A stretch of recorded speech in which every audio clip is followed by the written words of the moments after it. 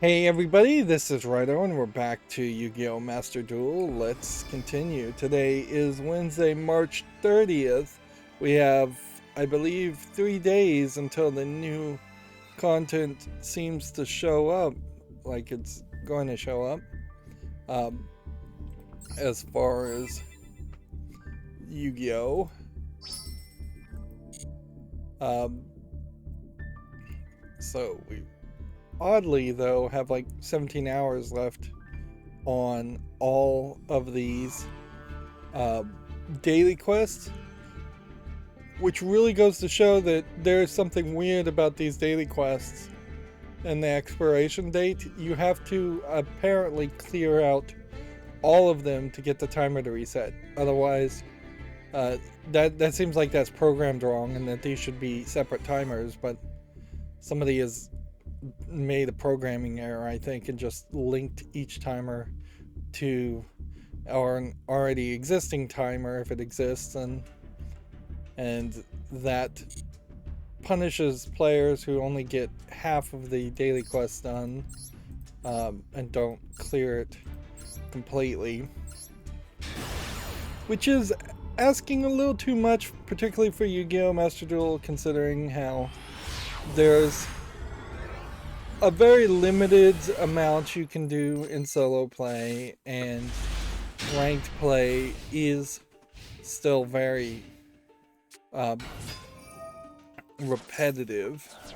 Like you always have the problem of collectible card games being repetitive, because when you try to play in ranked, you're going to play your best deck. You're probably only going to play one best deck, maybe two. You're not going to jump between 4 or 5 different decks. Hearthstone tried to address that and somewhat succeeded by giving daily quests that say you have to play as the warrior or the mage or one of the 8, I believe it was, character classes. But there isn't such a thing really in Yu-Gi-Oh! There isn't even, like Magic, black decks or red decks, blue decks, white decks, things like that. There are colors on cards, certainly, so there could be more complicated daily quests that said play 5 warriors or play 5 earths or divines or whatever, or play 20 effect monsters or play 10 normal monsters, things like that. That would really cause you to come to struggle to build a custom deck and play a different deck. But also, any kind of daily quest like that almost certainly has to, let's speed this up, happen in a free play mode, and there's just no emphasis and no real way to play in free play mode. Like, while they probably are doing the right thing to keep people's attention by rushing towards the new content, as soon as Master Duel showed itself to be super popular, once it hit that 10 million download point, that really would have been the point to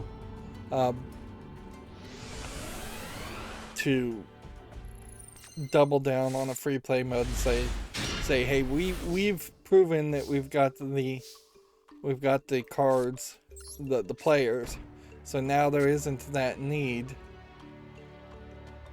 anymore to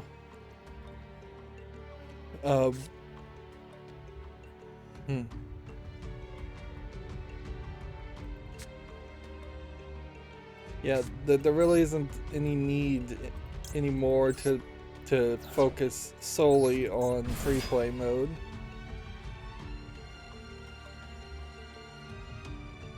Alright, so this adds a Dark Magician to my hand.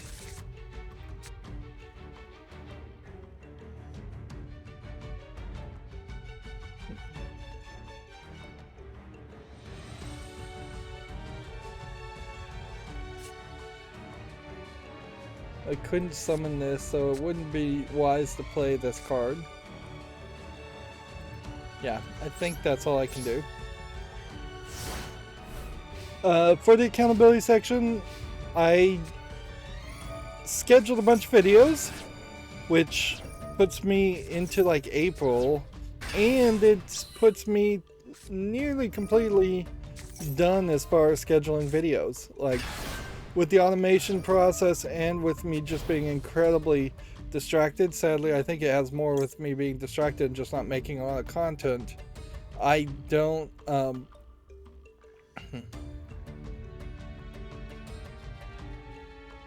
I don't think that there is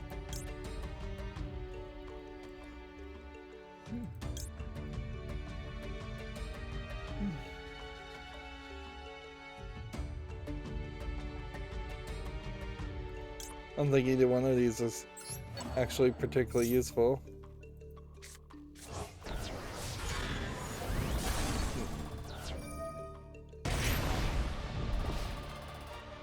Yep. So, yeah, I may going forward.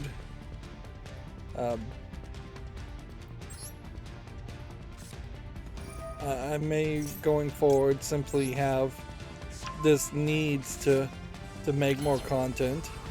I played a little bit of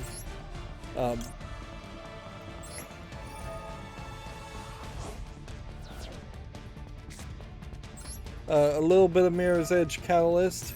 I think I may have made a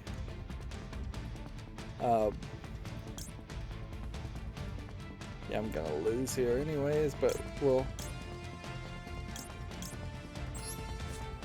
like it would have made a lot of sense to make Pot of Greed the first card to draw.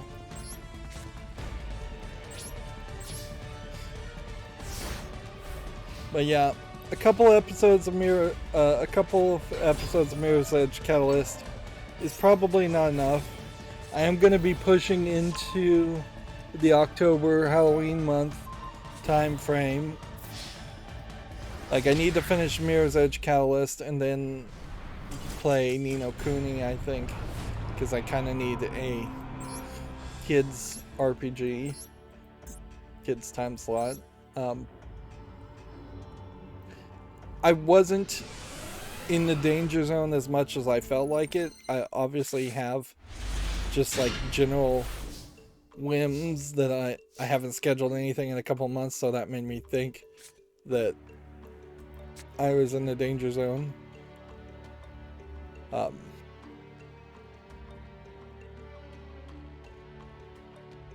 Interesting.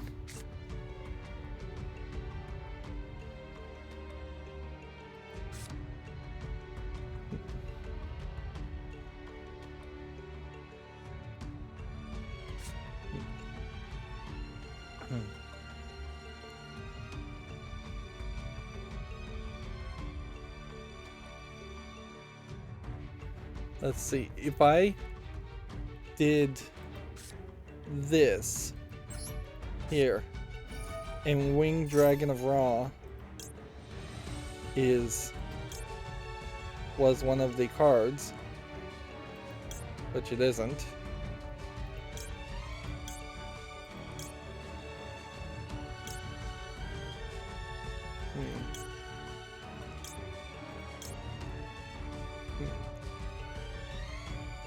This is so much just a case of okay, declare one card name and excavate the top card in your deck. If it's that, add it to your hand. Well, we know what's on it. It was the Magician's Apprentice.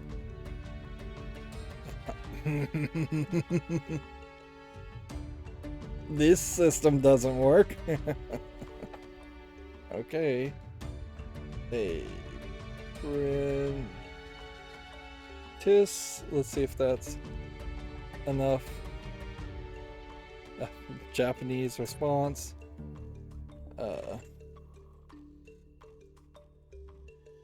Well, this system does not work. Obviously. I think it was this one.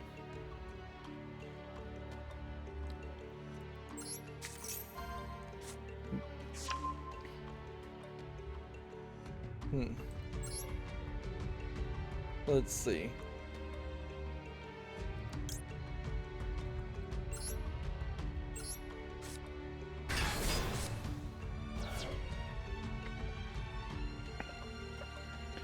Okay, that seems like that works. Hmm.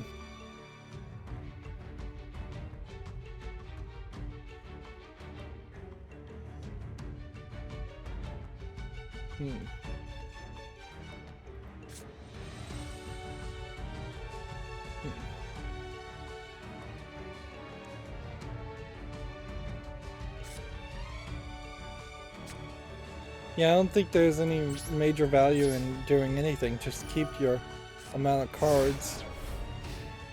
Oh, seriously? That was a temporary summon?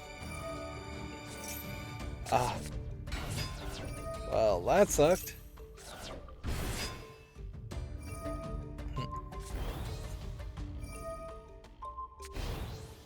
So that only would have made sense to have brought in the Winged Dragon of Ra. I needed to have had a 1 in 5 chance of having the Winged Dragon of Ra on the top deck. Then I could have done that. Brought Ra there. Played this card to add a Monster Reborn from your deck or graveyard to your hand. And then summoned him back. This card activation. This is Slifer the Sky Dragon.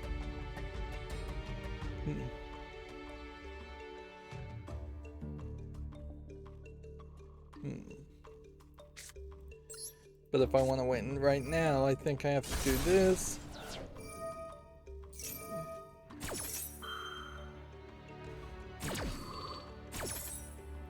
There's a very high chance I won't win here in these solo games, but whatever, you just have to play them. As far as Mirror's Edge Catalyst, it's continuing to go, but I am also continuing to kind of fail miserably as far as being good at parkour. And so I tried to do like a side mission and failed miserably, and I'm kind of hoping that there is a certain point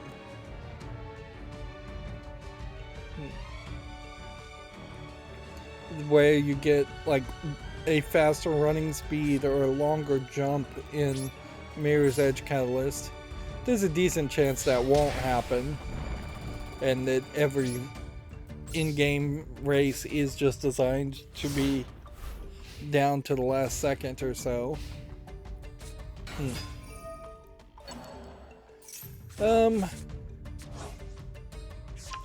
Do I even have anything else to even talk about as far as the accountability section? Not really.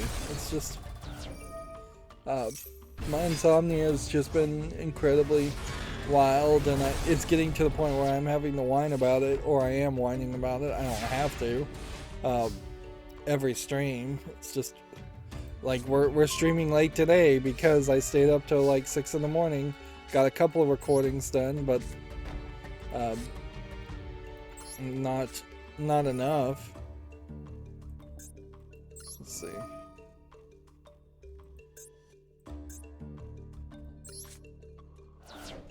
Yeah, that card did nothing for me.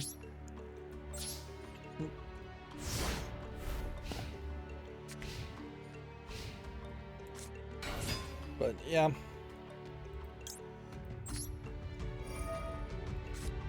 And I have several side projects I'd like to do, and I have Nintendo Switch games I'd like to play, and all of that is just eating away at the limited amount of time and energy I have.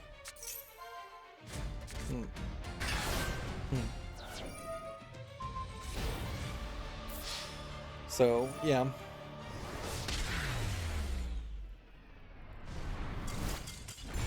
I guess it is good news that I am so far ahead in scheduling. At least I will be somewhat close to being done with the Shadowverse videos completely, and that will just have Yu-Gi-Oh videos airing somewhere late in 2022 or 2023 even. Okay, that's the solo mode stuff. We don't have to deal with that anymore. But now we have to just do ranked. But all of this is obviously also taking time away from this. It's taking time away from the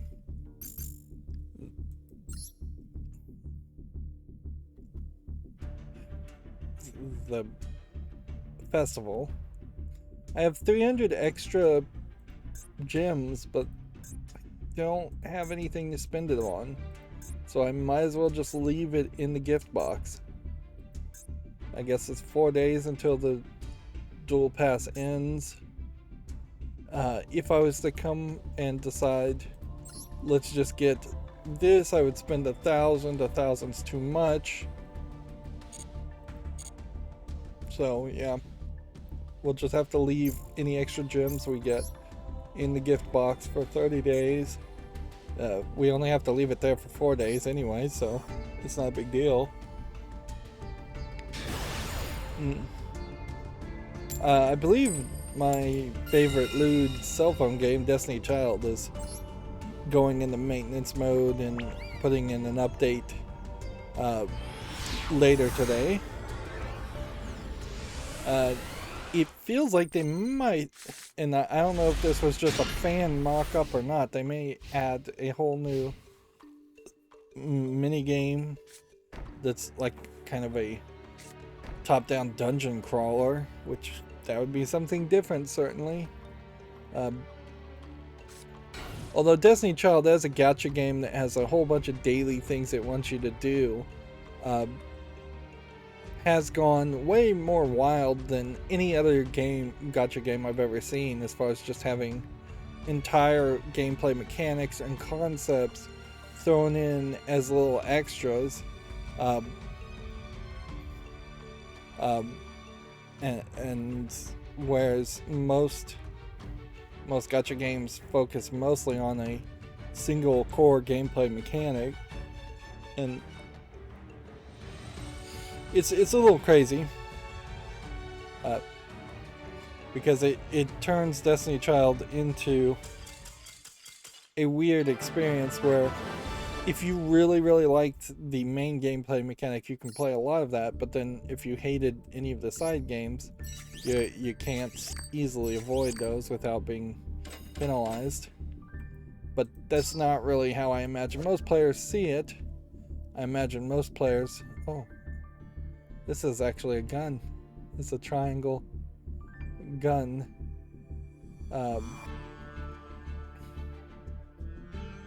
Interesting. Like a ancient pharaoh's gun.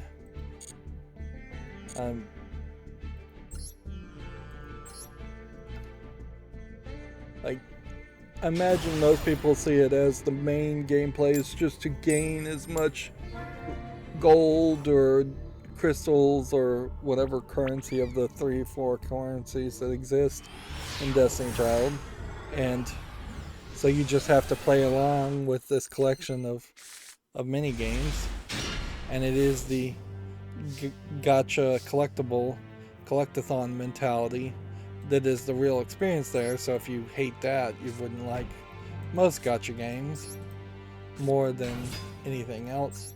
There is also a story narrative that slowly gets added. That would also be a consideration if as a reason why you would play the game.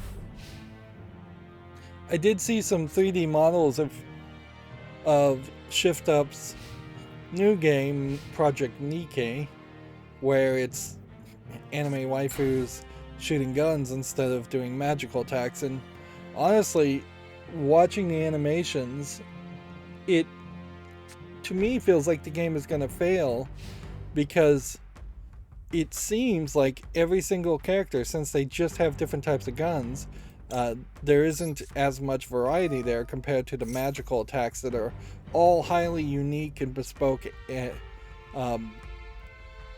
magic attacks.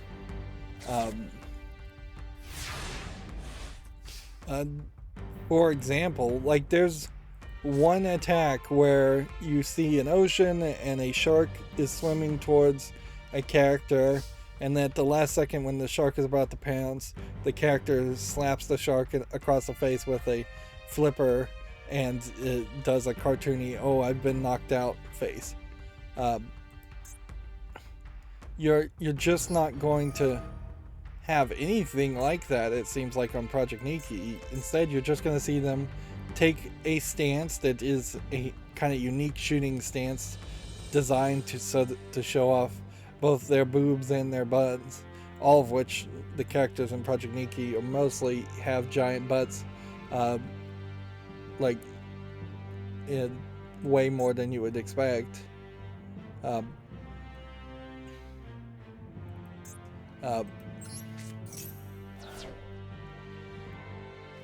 But they're just going to take that gun stance, and then they're going to shoot at something, and then there's just going to be a general bang bang explosion that happens on the enemies, and visually that is nowhere as appealing as having potentially 5 different characters in your field doing 5 different attacks amongst what is probably nearly 1,000 characters at this point, with different attacks. 1,000 may be too high. It's probably closer to 250.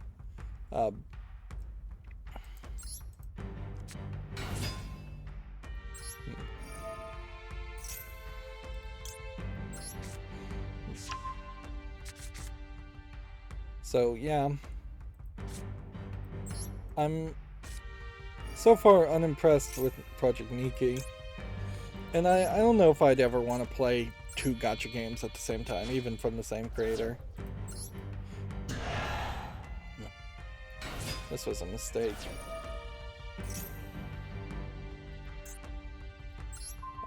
Because it needed to have been a face-up card. I always do that with this card. Oh well. The hope is this will bring something back to my hand.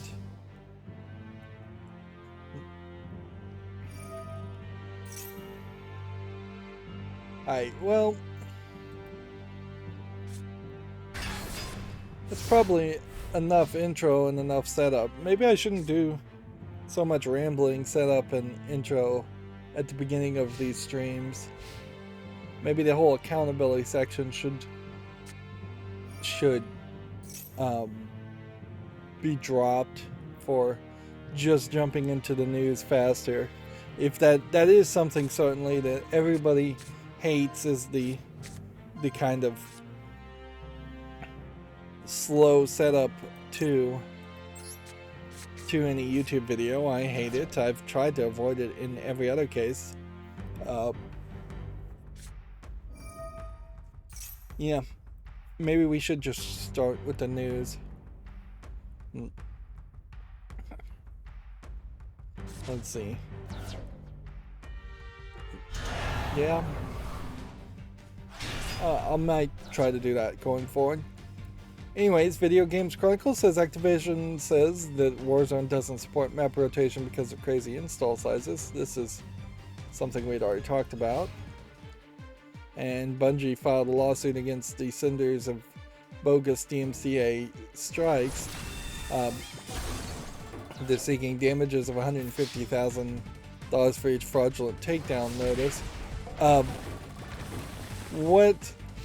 Listening more to the story, it seems like they are also suing YouTube, because they personally, and you're talking Bungie here, owned by Microsoft, even they had a horrible time using YouTube's system to counter these claims that the copyrighted content was owned by these false people. So, like, they apparently have had enough of it too. Let's just do this so we know we activated the spell, and then just in the turn.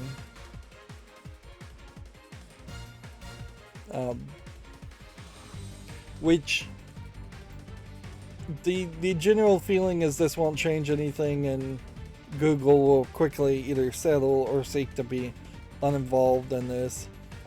Almost certainly there is some kind of indemnifying aspect to when you file a DMCA claim, like that protects Google and says no, you have to sue these other people. But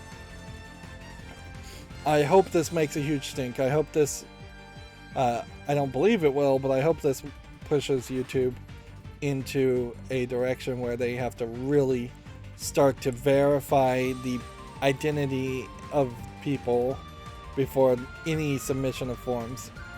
Like, it's not insane to say we're not going to act on anything just because somebody filled out some form somewhere because we couldn't verify the information. Like, you can, as far as I know, you can require an authorized notary to sign any form before you would accept it on anything. And so this system has existed before to say, hey, you need to actually get this notarized. And I would also say you should probably not even accept a notarized form unless you verify with the notary that they are listed in the proper government records as a notary, and that they did witness and verify the identity. That's the whole notary system in a nutshell. I also don't think it's too dangerous for YouTube to say, hey, you've got to fax this to us. Like, we're not going to have an easy form to let people claim things. We're not going to automate this or give these automation tools to people that aren't verified. Like, so much of what YouTube's DMCA and Content ID implementations are outside of what the law actually requires, and to the benefit of the exact people. It is always the exact people who want to ruin YouTube. Like, I know that's hyperbolic certainly, but it really is. Like, the people that want to use mass flagging and mass takedowns and mass DMCAs on YouTube are the people that are not doing business on YouTube at all and would rather see it be destroyed. It's the music industry that would prefer things be on their own service, or Spotify, or still selling CDs, or it's the movie industry that would prefer everything be on their own streaming service or sold DVDs. It's not PewDiePie. It's not a YouTuber like me that's gonna try and take down other people's content. No legitimate YouTube content creator would even begin to start to think of mass flagging or mass DMCAing people. There might be a lunatic out there that would, certainly, but not very many. Like,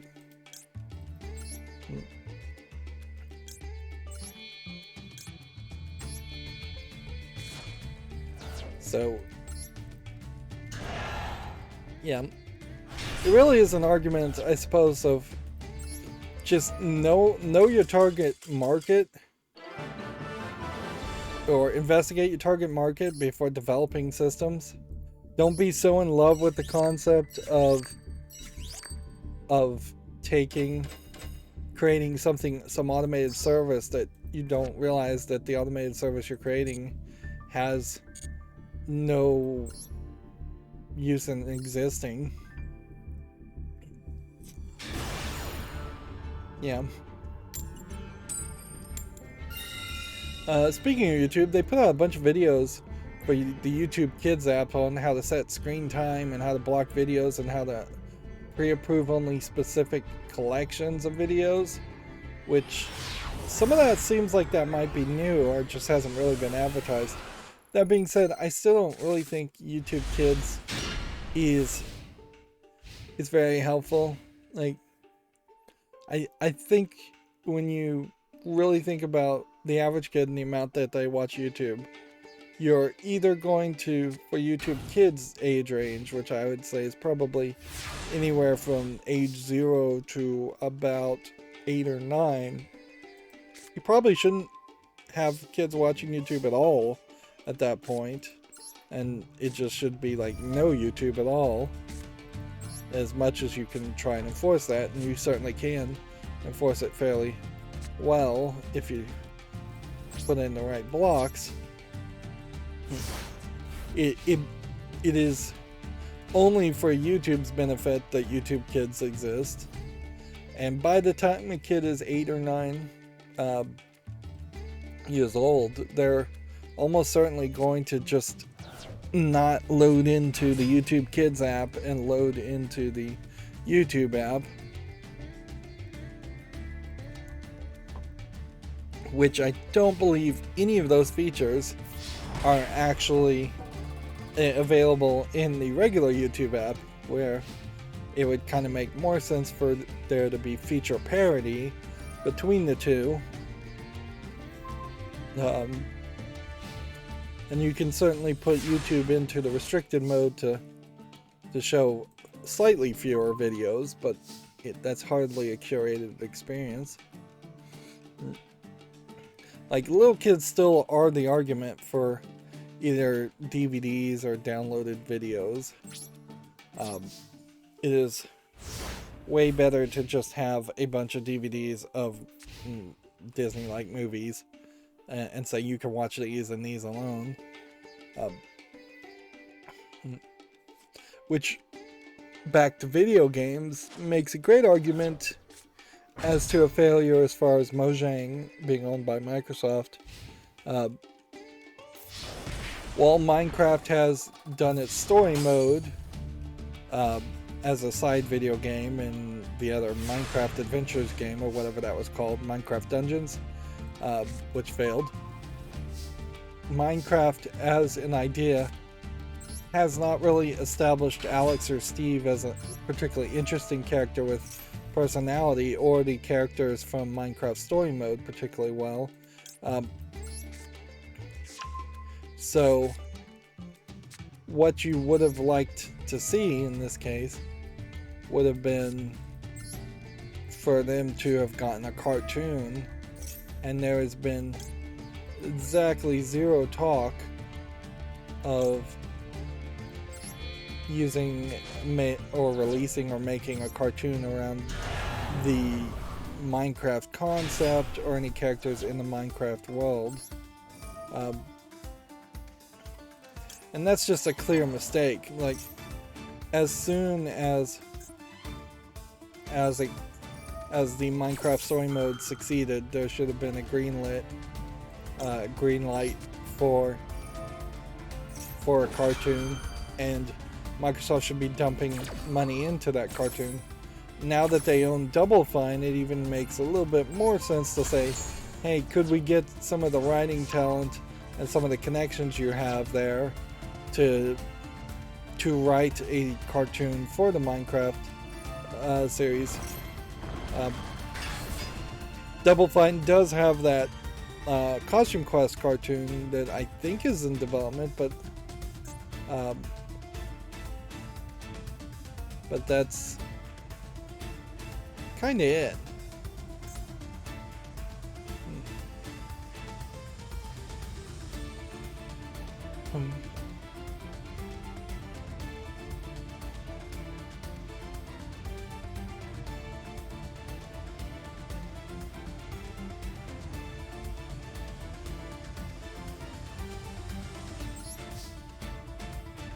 Alright, well, I'm just gonna destroy this. And that did nothing. Says once per battle, if this card battles during damage, you can make this card attack become equal to the highest attack on the field. Alright, that's not gonna work either. So that leaves us with just doing this.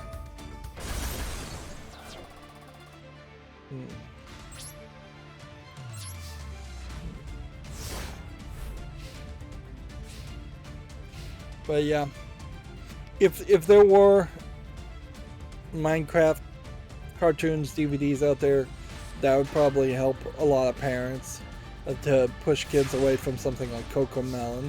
But in all fairness, probably should just be some Cocomelon DVDs out there too.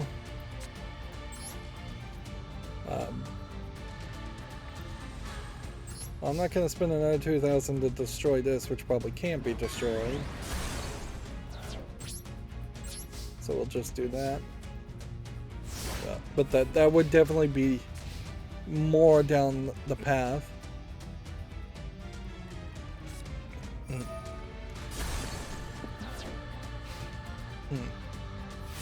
The Lego games and the minifig idea certainly led towards that idea more, where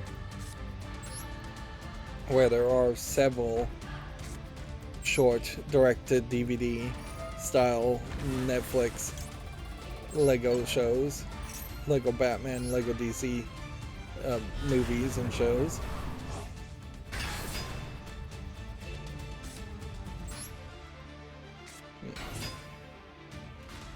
In a lot of ways, I guess Microsoft is just pretty bad at side projects or merchandising in general.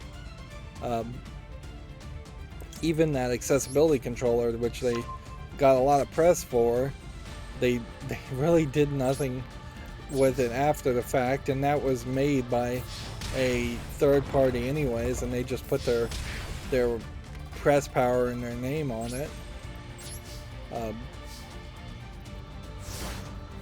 But yeah, when you look at like Nintendo and the ridiculous amount of little toys and gadgets and things that Nintendo does, and the fact that you're getting a Mario movie once again, and the Pokemon movie, Detective Pikachu movie,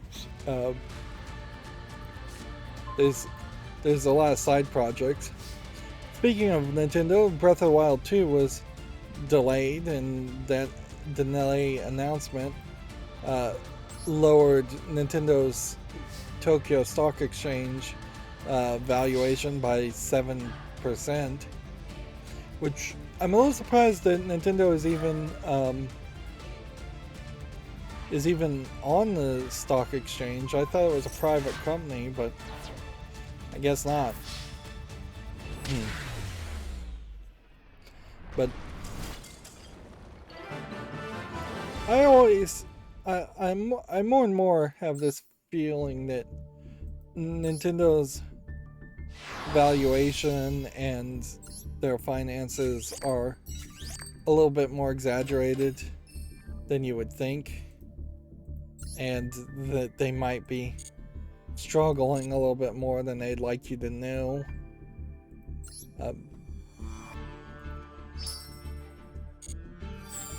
I have 16 hours to potentially log in for 4 days, and that's not going to happen, obviously.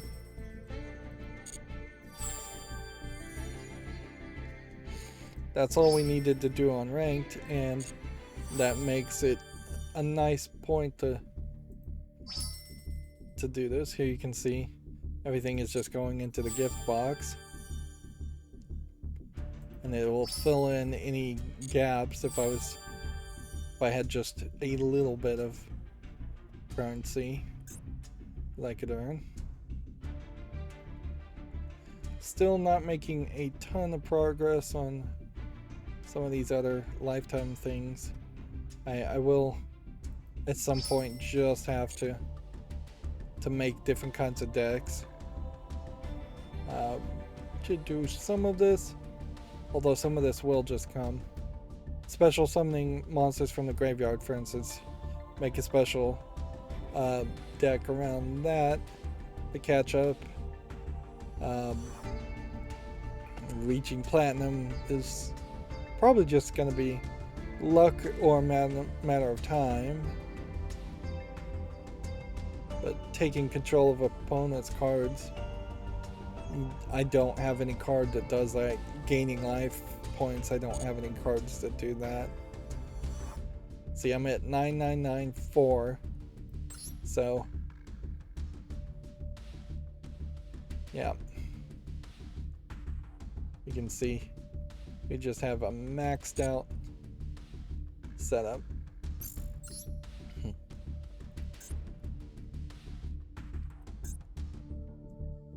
Nintendo's not particularly doing the best job at being a game developer and a game publisher. Like, they really just aren't. Like, they have these big hits, they have kind of surprises like Kirby's Forgotten Land, which was announced and released in a fairly short cycle. But even that is atypical and not really how you would want to have done that. You probably would have preferred to, let's see, you almost certainly would have preferred to have a year-long hype around the Kirby game and then maybe oversell it and have some people a little unhappy on how short the game is.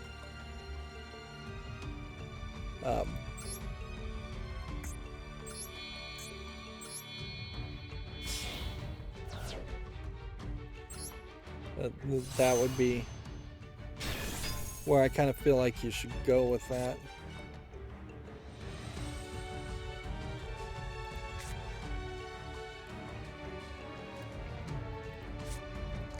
Right.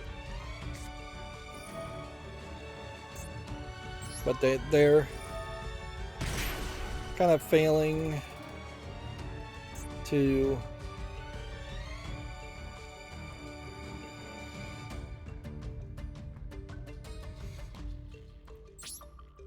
they're kind of failing to bring out Bayonetta 3.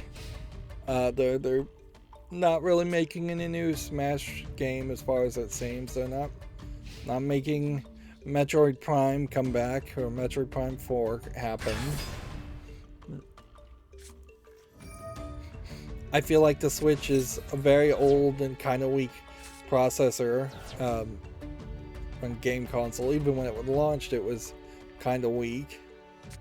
They're failing to really announce a Switch 2, which with the part shortage that kind of makes sense, but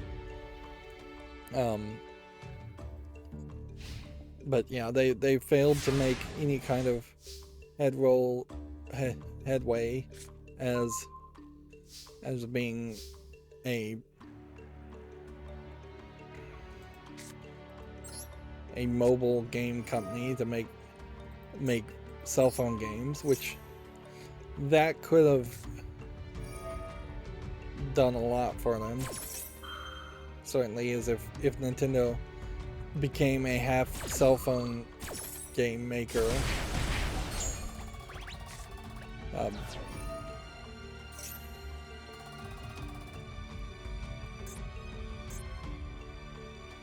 put that on the bottom of the deck.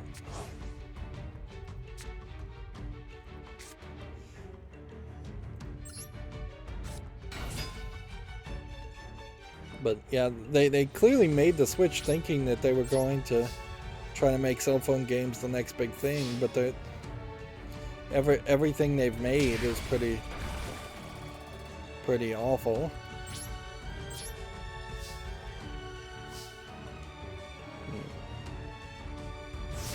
There definitely was a time also where Nintendo seemed to be really embracing indies, and it feels like they've kind of jumped the shark on that. Like there aren't always going to be a ton of great a ton of great indie games, anyways. But there's now more of a case where they're just letting anybody publish almost any game on the eShop or the Switch, and it's lost any kind of specialness. Like,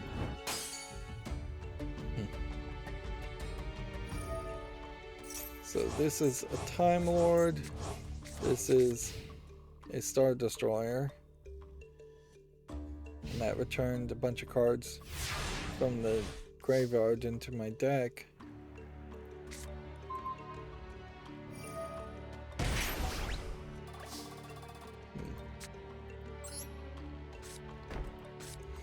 I guess we have to summon. I guess we have to just see what we can do here.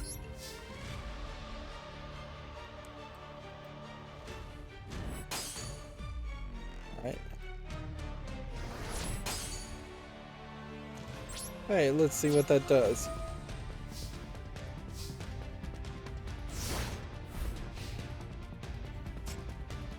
That seemingly didn't do anything.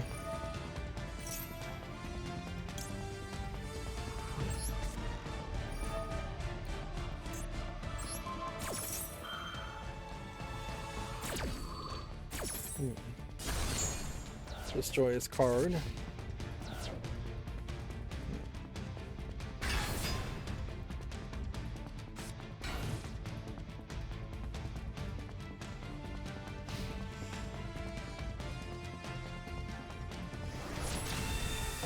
I'm not going through the news very fast here. Apex Legends gets a new PS5, Xbox Series X versions today, according to Video Games Chronicle. April's PlayStation Plus games have been revealed. Oh, I should say, if April 1st happens, then that's a stream day, which it may be Friday. Don't expect any April Fool's Day stuff. In fact, I would say we should be very apparent as far as any announcements that even happen that day, because it could easily be April Fool's Day post. Although I suspect what's going to happen is that there will be not that much April Fool's stuff, because I just don't think, with all this going on in the world, there's a lot of desire for that nonsense, and people are tired of the straight up lies being portrayed as April Fool's Day pranks on the internet, as far as just fake news, particularly with the internet being this permanent record. So you look at a news article 2 days later, 3 days later, a week later, and then if you don't check to see if it came out April 1st, you could take a story as true when it really isn't. Let's see, moving on. UK's biggest selling video game franchises ever are FIFA, Call of Duty, and Mario. Although, like, Mario is, as a franchise, kind of an exaggeration, because Mario Kart is a sub-brand is being counted here. Whereas at least Call of Duty is 32 first-person military shooters, and FIFA series has all been soccer games, and they've released 50 games, arguably 32 games of Call of Duty selling nearly as good as 50 games of FIFA is a big difference. But it definitely highlights the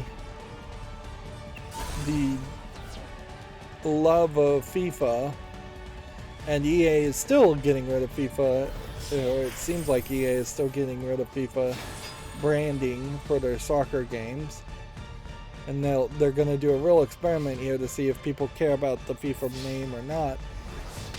Mario, on the other hand, including all its sub-games, is 109 games, so if anything, this is a testament to just how poorly some Mario games have sold. Nearly half of Mario games had to have sold very poorly, and that's probably true. there's a lot of re-releases and side Mario games or games like Mario Tennis that people just aren't going to take. Um, Lego is in fifth space with 77 games, where GTA is um, is in fourth space. Now this is also by revenue, so what this really also tells you, since you know it's sorted that way, and it's not just a popular vote, Mario games almost never monetized, whereas every FIFA game, tons of microtransactions. Lego games, not really monetized. It's just a one-time purchase with maybe some DLC. Call of Duty, DLC. I don't think there's been microtransactions in many Call of Duty games, or if any. Pokemon, same thing. Is there on this list anything particularly surprising? The idea that you would combine DC games and say there are 43 DC games, um, and it's in the 22nd spot, I think is kind of generous. It feels like they're going far back to like the NES Batman era games and counting those also. Whereas a Telltale DC game, a Telltale Batman game versus a Lego Batman game versus something else, uh, or Batman Arkham Asylum are very, very different experiences. Harry Potter has only 13 games, but would also have that same issue. Zelda, on the other hand, is nearly off the list. Uh, yeah, I wouldn't want to give Nintendo any ideas, but they really don't know how to monetize things. But also, in all fairness, their attempts to monetize things have been poorly responded to. Like even the Nintendo Online service is too expensive for what it offers, and not something that I feel like they should do. Every time I see like new tracks being added to Mario Kart um, through the online service, I just hope that at some point there will be an updated Game of the Year cartridge version of that. But there's a decent chance that there won't ever be that. Moving on, we need to really rush through this. There's no reason to go long. Minecraft on the Xbox Series X and S may finally be getting ray tracing. That would be nice, but I mean, it's not really necessary. I kind of wonder, is this a Minecraft ad here? I kind of wonder if there is a specific decision that was made to not give any real characters or personalities to Minecraft characters. See, when you look at like this commercial here, it's showing the real world kids jumping into the Minecraft games, not the Minecraft characters being their own separate entities or characters and personalities and things like that. So that there might be some ownership of your character that they're trying to invoke, and that's why we haven't ever seen an Alex or Steve based cartoon. But that's fine. They could just introduce new characters like the story mode and make a cartoon based on them.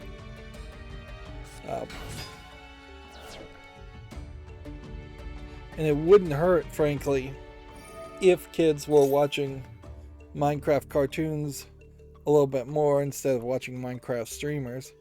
I mean, you could easily get like the Hermitcraft crew, their previous seasons of their YouTube channels, and say, hey, let's take your general concepts, your general writing, let's punch it up, let's make it shorter, let's make a cartoon based on Hermitcraft. sell those as DVDs. We'll polish it up, we'll make it look real nice. But yeah, as far as ray tracing, yeah, kids might turn it on, it might look fancy on reflections for a second, but I think most kids probably wouldn't care. If you cared about visuals and you were playing Minecraft, there's already a conflict there as far as like what you would really expect.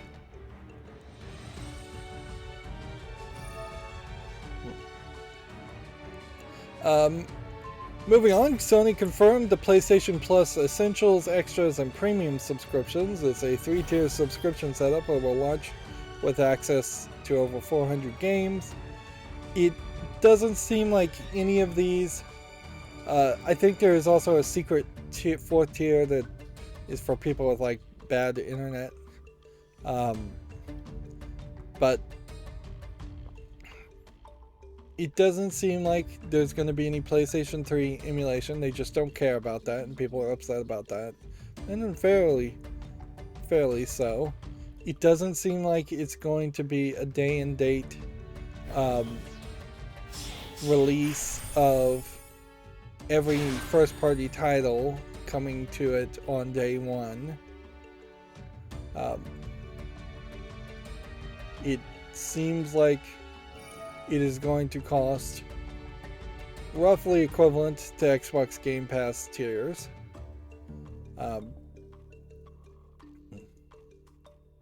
You can play PS3 titles through the cloud streaming, but there's not going to be any emulators specifically on the PS5 or PS4 to play them locally, which the cloud streaming.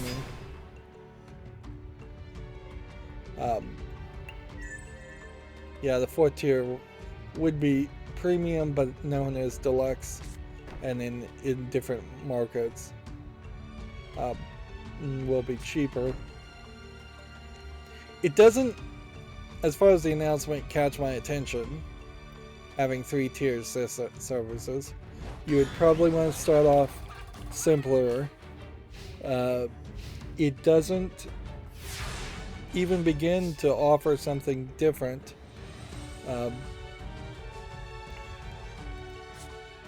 Like what you would probably want to do is have something along the lines of a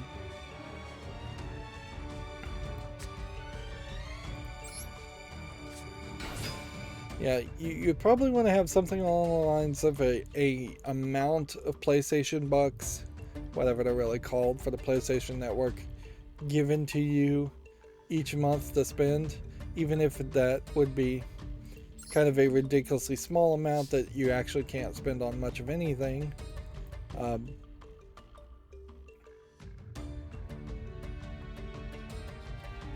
You probably would want at least a promise, even if it turned out to be a lie, of extras or other things of interest. It seems like Sony's parent company here has no interest whatsoever of integrating the Funimation Crunchyroll features. By the way, Crunchyroll also is getting rid of the ability to watch videos time delayed a week later for free, which, particularly for anime fans who are very well versed in the realm of piracy, is just going to push them back to piracy. And it's always been kind of the case that if you wanted to watch anime, you're better off using piracy, because the Funimation sites, the Crunchyroll sites, none of them have ever been made particularly well. If you're a fair weather fan, I think you can watch a decent amount of old anime on Netflix and Amazon Prime Video, even a little bit on Hulu, so you get bits here and there. But if you're trying to watch the top tier anime that's coming out this season that everybody's talking about, you would have either had to revert to piracy or try to get it through Crunchyroll or Funimation. But as far as integrating any of that into the PlayStation Network schedule, not seeing a single thing like that. Sony also probably has everything tied up into distribution rights and such, but it would make a lot of sense where Sony's movie and music production companies should be able to start negotiating things where there would have been a PlayStation music streaming or a Sony like Spotify type service that would have come with this for music and movies and TV. Like, Sony as a parent company has a lot of properties, and it is kind of insane that none of that is getting integrated into Sony Interactive Entertainment. So much so that at this point you might as well just splinter off Sony Interactive Entertainment and not call it Sony, or make it its own separate company. In a lot of ways, this PlayStation Plus Essentials, PlayStation Plus new lineups, just feels like Jim Ryan not really caring about doing a good job. And yeah, I definitely do get that feeling that like Jim Ryan seems to not be doing a good job and doesn't seem like he really cares in the things he's making and offering. And it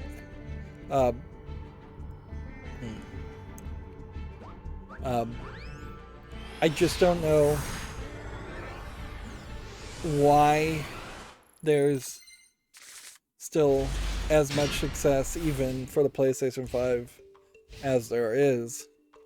Like, I think it is more just momentum. People jumped onto the PlayStation 5 because it came out a little bit earlier. They jumped onto the PlayStation 4 because it came out earlier than the Xbox One.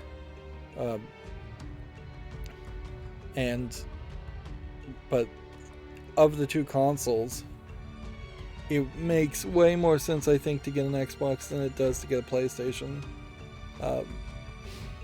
Particularly, I think, just for the game lineups.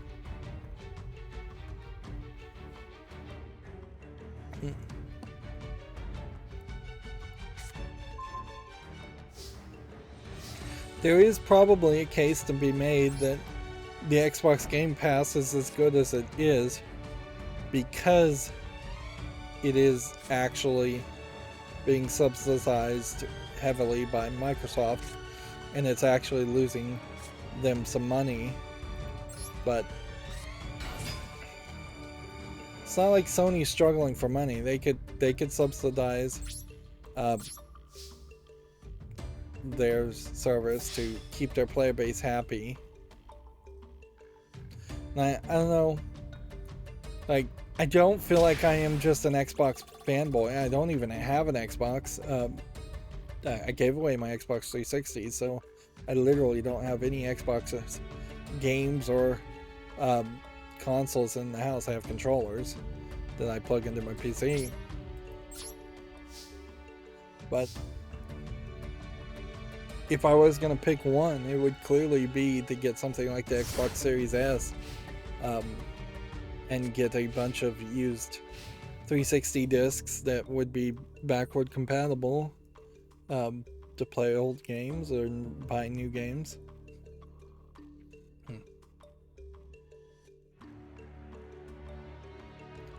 Yeah. I wish there was better competition here. And then if you think of like if you're looking at the PlayStation as a competitor to the Nintendo Switch, and you're completely excluding Xbox from the calculation, sure, I guess it's better than the Nintendo Switch. It has different games for sure, but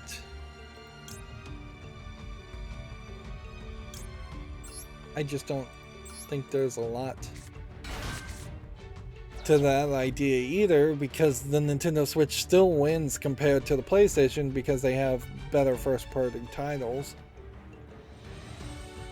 And that would be the only argument that would make the PlayStation make sense, is if every other month at least there was a PlayStation exclusive coming out that was really, really great. But when was the last PlayStation exclusive to come out? It was like the Spider-Man Miles Morales game. That was 4 or 5, 6 months ago at least when that game came out. And I don't think there's anything else new coming out. The Uncharted movie didn't lead to a new Uncharted release. And frankly, a new Uncharted movie isn't going to save us. Last of Us, which was heavily emphasized and pushed, Last of Us 2, kind of flopped because of its own controversy. I think forward looking, you definitely are going to need exclusive big seller tentpole games more often, not less often, because so often there are controversies around the game that kills the momentum, or the game just fails miserably. And if you told me that like Elden Ring, which was majorly hyped and people were talking about like crazy, if you told me that was a PlayStation exclusive, I would be shocked, because I don't think it is. It's probably selling fine on the PlayStation, but yeah.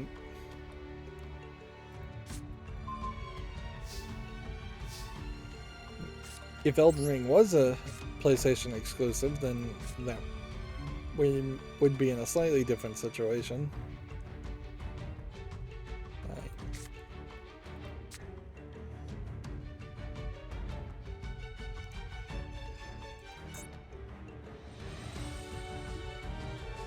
I don't have any equip cards.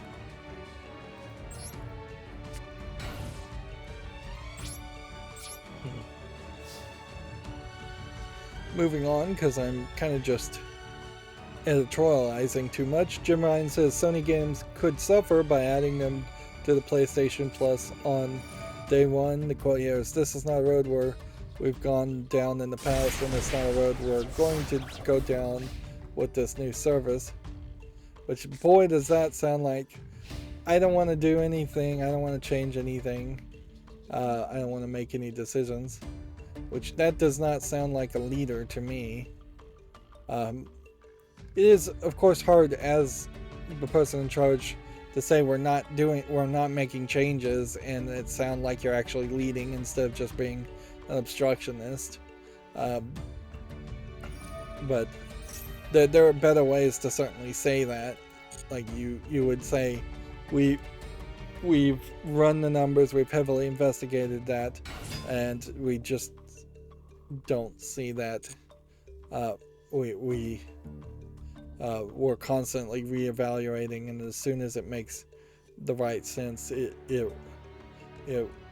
will happen. Like you at least leave the door open, where the statement of, we haven't done this in the past and we're stuck in our tradition, and so we're not making any change, is not a good argument and not a good quote.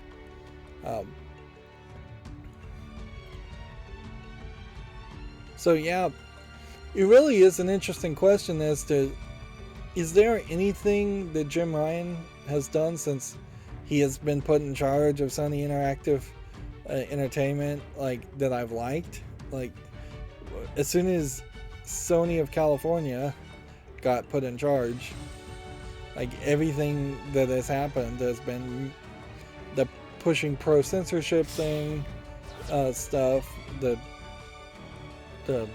apparently harassing people and mistreating people stuff in the background.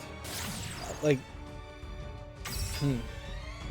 he really does feel like he's just one of these bosses that is just not good at being a boss, which is most bosses, in fairness, frankly. But Yeah, he's not making any big changes. And if we were going to just have a... If you just were going to have a Sony Interactive Entertainment that was a little bit sexist and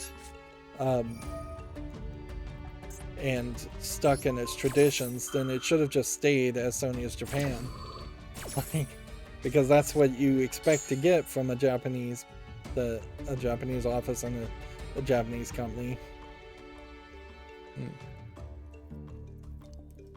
Like,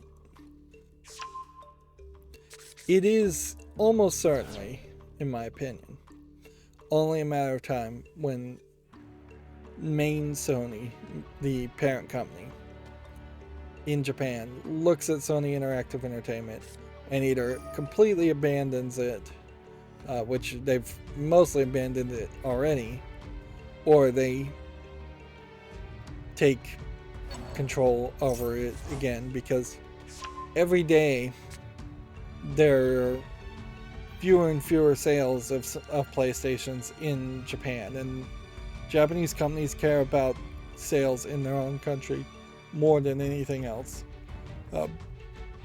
And every day the Japanese audience is moving, maybe not to Xbox, where there's very little competition there, although we are seeing those numbers go up.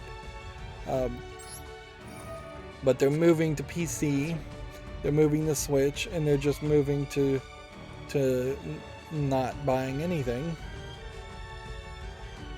Moving on, Sony claims that every major publisher will support the new Games Plus PlayStation Plus games library, which saying every major publisher means you can exclude anybody and say they're not a major publisher. Activision Blizzard theoretically being acquired by Microsoft, being a publisher, Microsoft themselves being a publisher. This may very well be Sony just saying we're going to, in all of our negotiations, require you to agree to be on the PlayStation Plus games library system at some point for some negotiation.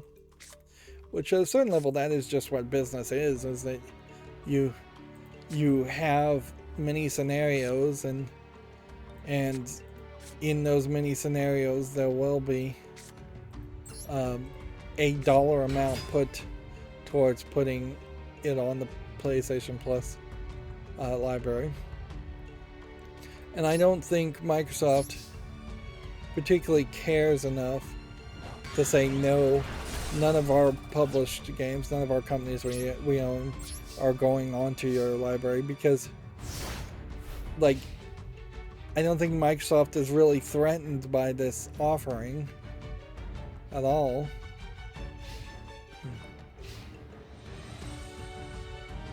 So, yeah. This is hype, and arguably we're getting too much hype around this announcement, because there's just wasn't that not that much news, obviously. Yeah, Jim Ryan says he doesn't think game subscriptions will dominate like Netflix or Spotify. Jim Ryan believes that players will gravitate to live service games instead, which that's just like showing a fundamental misunderstanding of, or lack of understanding of, what a live service game is versus a download games subscription service is. Because if you have Microsoft's Xbox Games Pass and you're downloading a first-person game, there's no way that just gets replaced with a live service game. And if anything, this is Jim Ryan spouting out a buzzword, live service, that was talked about 5-10 years ago as the big thing, and while people still try to do live service games, it is hardly the new hype. It is hardly the way of the future. He might as well, he would at least seem like he was more up to date with things if he said he believes players will be more interested in metaverse games instead, or NFTs instead, because that's the new speculative technology, not live service games. And you can't just magically flip a switch and turn all games into live service games and make them work. Here we have an analyst reacting, saying it won't have the pool of Game Pass without day one releases, which seems fairly obvious.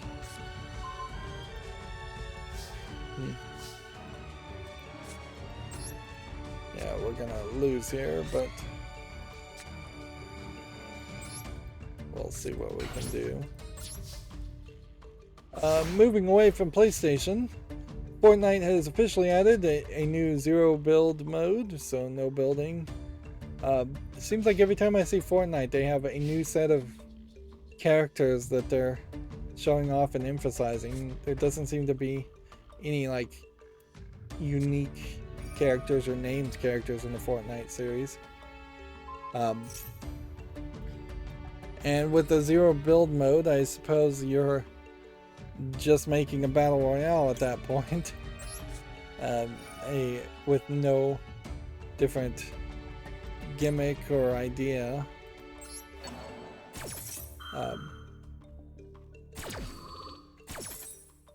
Which that's pretty much what PUBG would have been.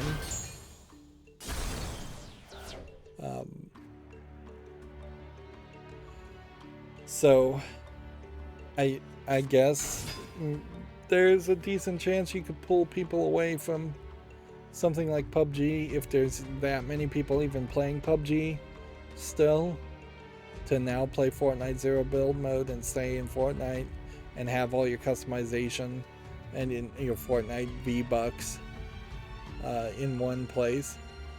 So it's not a bad idea, but it really is an announcement that should have come out with some other announcement. Even if that other announcement was just all build, no fighting, which you could certainly have done that too, where it was build as tall of a tower as possible in a certain time limit, or build as big of a building in square footage at a certain time limit, or build people into boxes in a certain time limit. If you could build a box around an area, you claim territory. Maybe just build a wall that claims as much as the map as possible.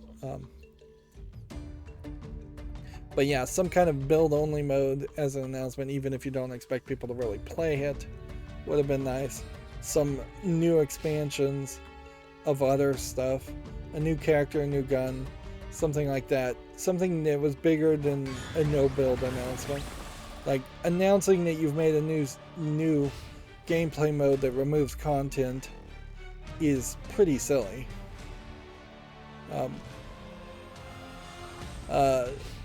We already talked about Nintendo delaying Breath of the Wild 2 to the spring of 2023. It was previously going to come out this year.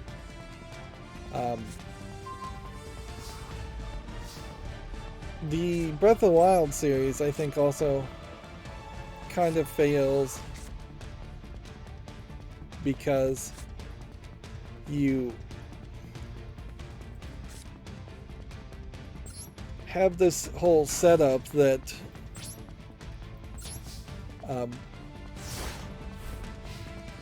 you had Breath of the Wild 1 come out, and that was real successful. Then you dipped your toe into the DLC aspect for Breath of the Wild. It feels like they should have probably not done the DLC and put that effort into the next Breath of the Wild, or they should be putting out a different Zelda game that's more of a Game Boy style Zelda game.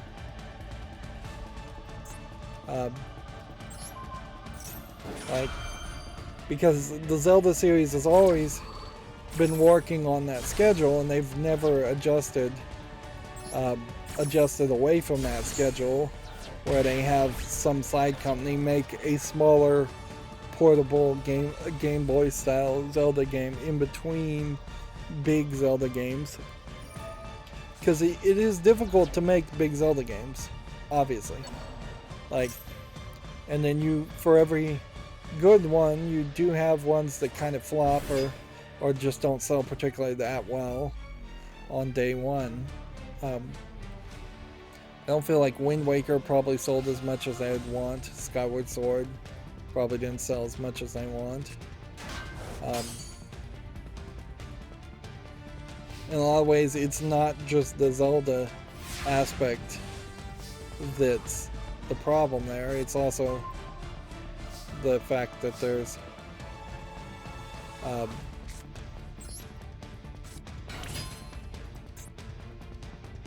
it's the fact that there's too many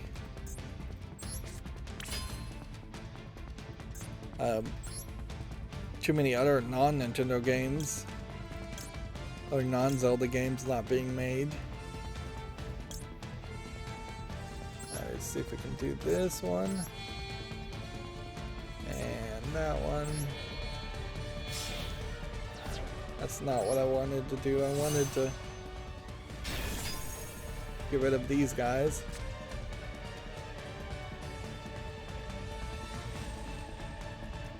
Yeah. Instead of announcing a Breath of the Wild 2, they should have announced and put more effort on the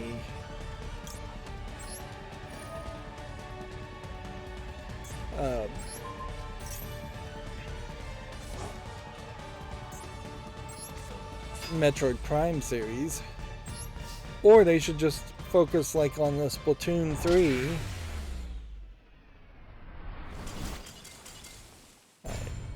Well, just played myself there, but whatever. I was gonna lose anyways.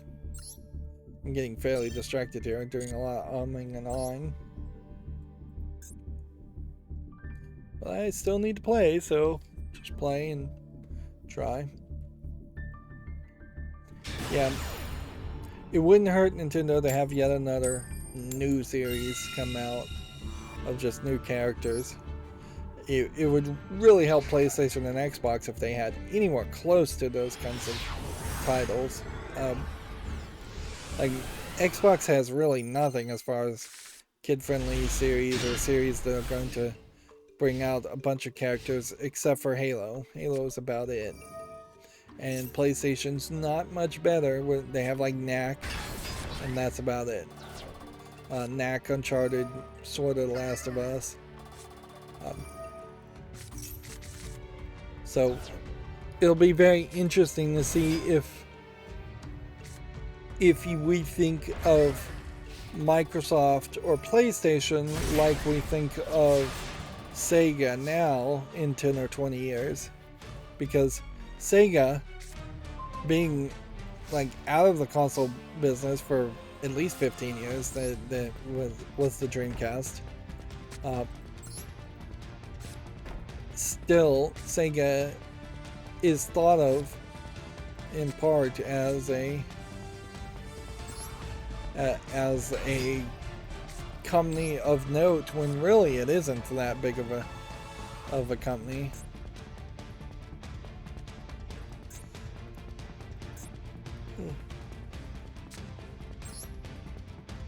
Yeah, without Sonic or a Sonic-like character, like, are we going to be talking about Master Chief in 20 years? Are we going to be talking about Knack in 20 years? Or is it going to be a case that in 20 years there's just different companies and Nintendo will still be around and that'll be it?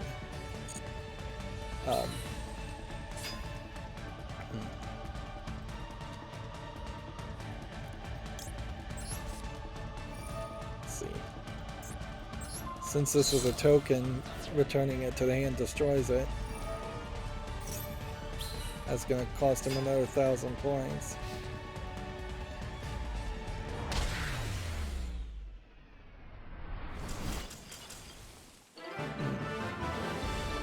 Hey, I just got an achievement for something. I don't know what I just got an achievement for.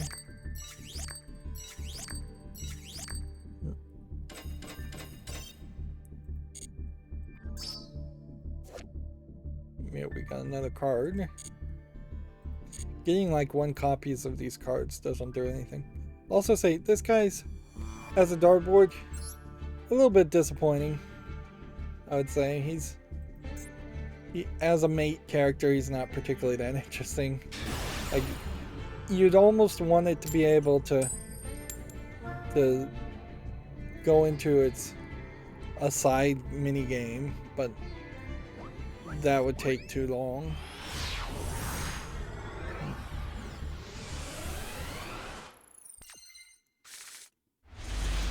Like, you click on it and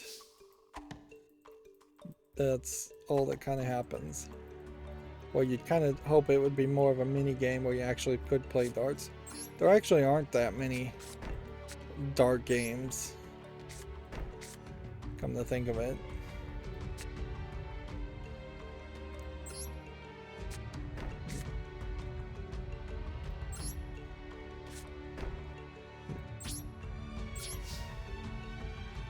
Moving on, Xbox has announced Beyond Xbox Therapeutic Play, an initiative to aid recovery in children's hospitals.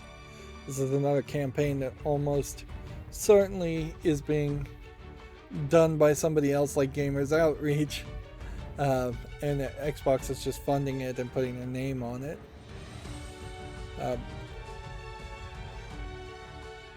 What this video looks like to me, though, is you're showing a teenager, or at least it looks like a teenager. If you told me this was just a very sickly, actually 20-year-old, I would believe it, because these kind of long-term illnesses definitely do seem like they underage some people. Yeah. See, that creates... This definitely feels like you're helping people who would have been playing games anyways. You definitely have this situation where I'm not sure that this other girl is sick at all, and she may just be friends with the guy.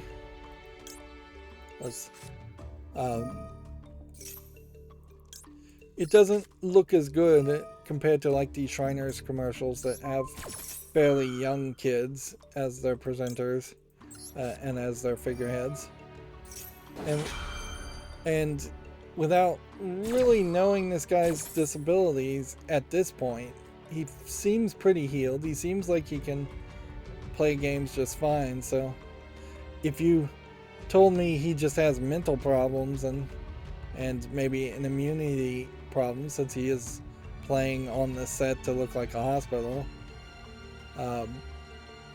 there's a lot of talk going on the headset, and that's the thing that scares parents the most, I think, is the potential chat and banter, and that is the stuff that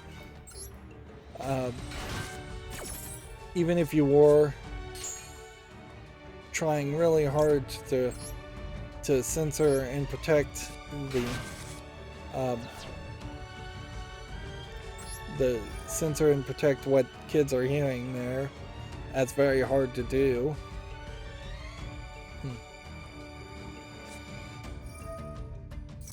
Yeah. Could destroy this, but I don't think that would stop the polymerization. If we read the article, actually, it says he has a rare genetic condition that affects connective tissue.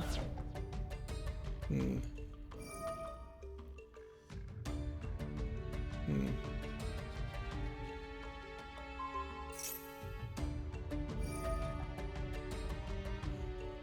One of them does. Yeah, both of them have the same condition, apparently.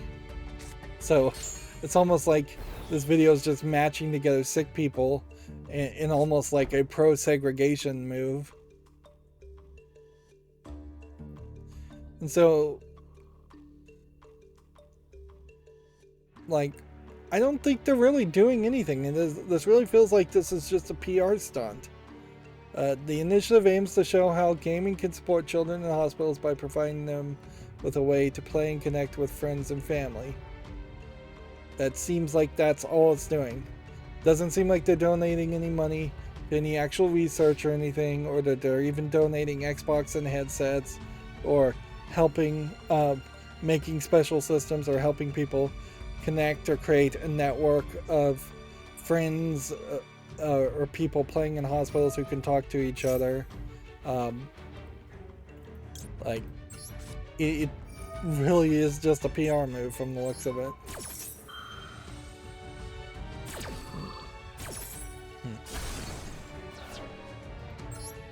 Yeah. And it's really not much of a PR move. I forgive me if I sound cynical, but kids were playing games, and kids want to chat in games already, whether or not they have medical problems or mental problems or anything like that. So you're not doing anything that wouldn't already be happening.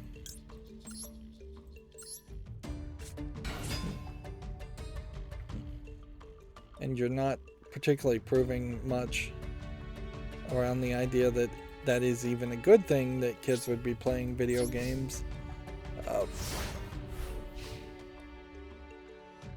At least in previous initiatives like this, you've seen them actually give away consoles and controllers and things like that. But with the shortage, yeah.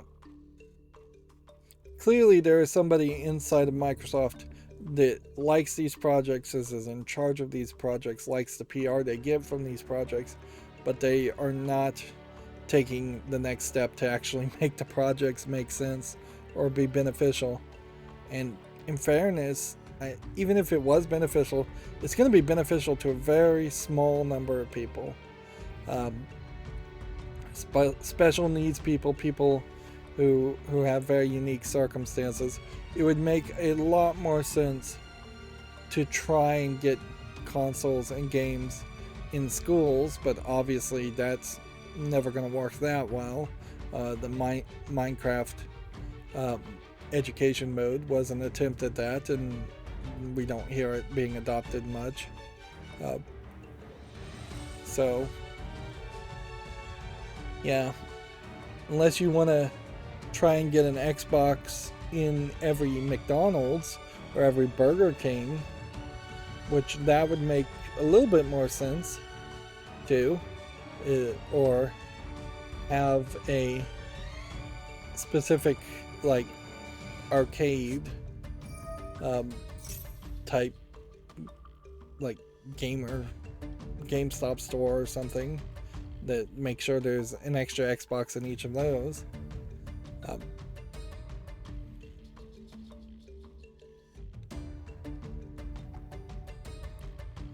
Yeah.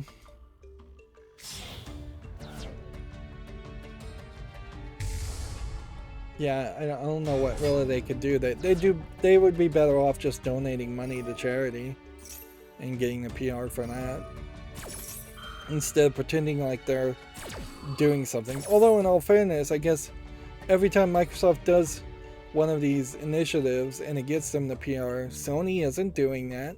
Sony could be doing that, certainly. But Sony doesn't even really have that many kids games. Nintendo definitely should be doing it. Nintendo could give a Switch to every hospital and like free games to every hospital very easily.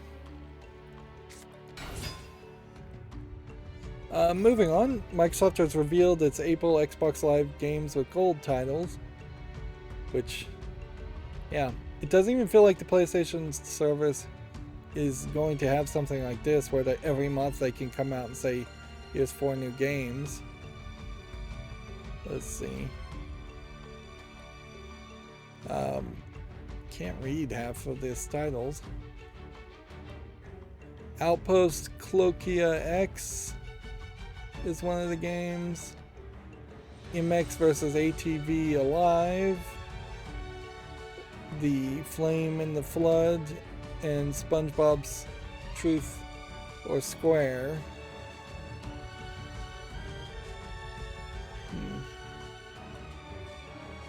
And then you have a game called Hue, and then I think this says Another Sight. Yeah, Another Sight and Hue. Flame in the Flood and Xbox are games that were last month's lineup. Let's see. Fast and Furious Crossroads is being pulled from sale less than 2 years after its release. The game was poorly received when it arrived. It also never apparently went on sale from what I hear. And there's really no reason why you would buy it now when it's being pulled from sale. It is a great example to not buy games that have these super licenses in them, where they have to license the appearance rights of a movie and the actors and probably the voice acting of the actors. These games that are tied into movies tend to only want to make their money in the first 6 months, 6 weeks, or in this case, first couple of years, and then they don't want to renegotiate any of those agreements, which are always seemingly short-term agreements. There is a Japanese equivalent of that, certainly, where you see Hatsune Miku style games where they've negotiated the license for a crossover for some anime or some VTuber like Hatsune Miku, and that negotiation only wants to go that long. That's the same reason why the One Piece game, which even though that was all internal licensing, the One Piece game did not last anywhere as long as it should have. And again, I'm just playing the card games to get any kind of reward I can get. I don't know why I even bothered talking about this, but Best Buy is selling PS5 consoles online for its Total Tech members, which is like $200 extra. Quite the scam. Call of Duty developer Beenox has opened a new studio in Montreal, according to Video Games Chronicles. And Activision Blizzard will pay $18 million to settle its federal sexual harassment lawsuit. This is the EOC lawsuit, Equal Employment Opportunity Commission lawsuit. The FTC still wants to, I think, pursue their own actions, and may very well still pursue their own actions, but suffice it to say, $18 million to be done with this is probably not that much when you're trying to be acquired for billions of dollars. Yeah, it's really just a drop in the bucket.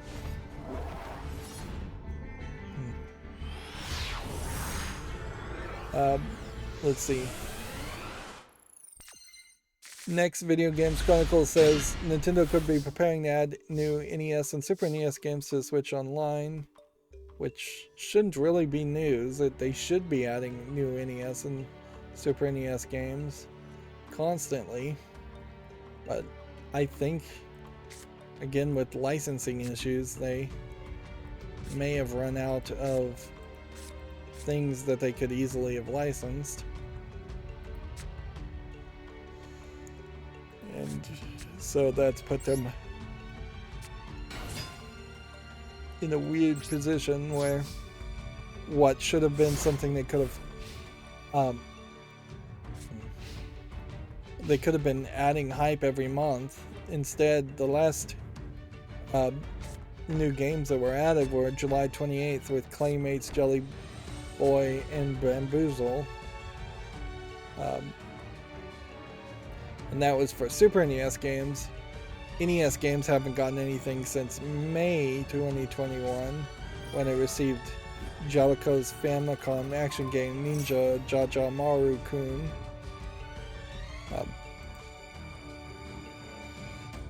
So yeah, definitely doesn't feel like they thought things through.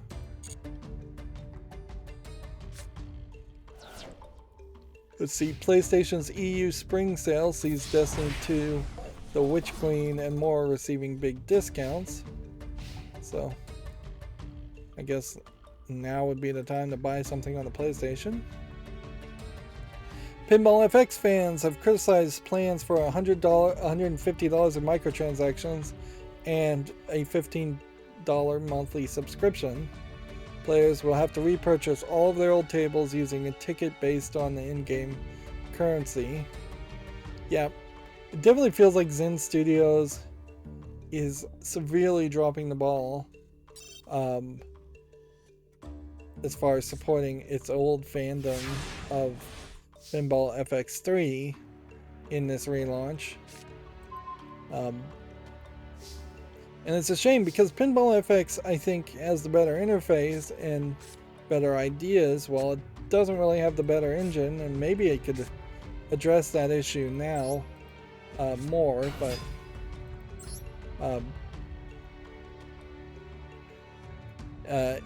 and it didn't really have as good of a lineup as Pinball Arcade had at one time. Like, the path is fairly obvious and clear that Pinball FX creators, Cinemax, negotiated to get the licenses of a bunch of pinball tables by promising a lot of profits, and now they're trying to deliver on those promises of a lot of profits by screwing over the fan base that they'd built up some loyalty to.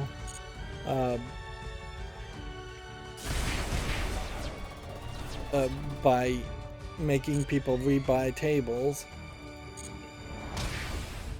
Yeah.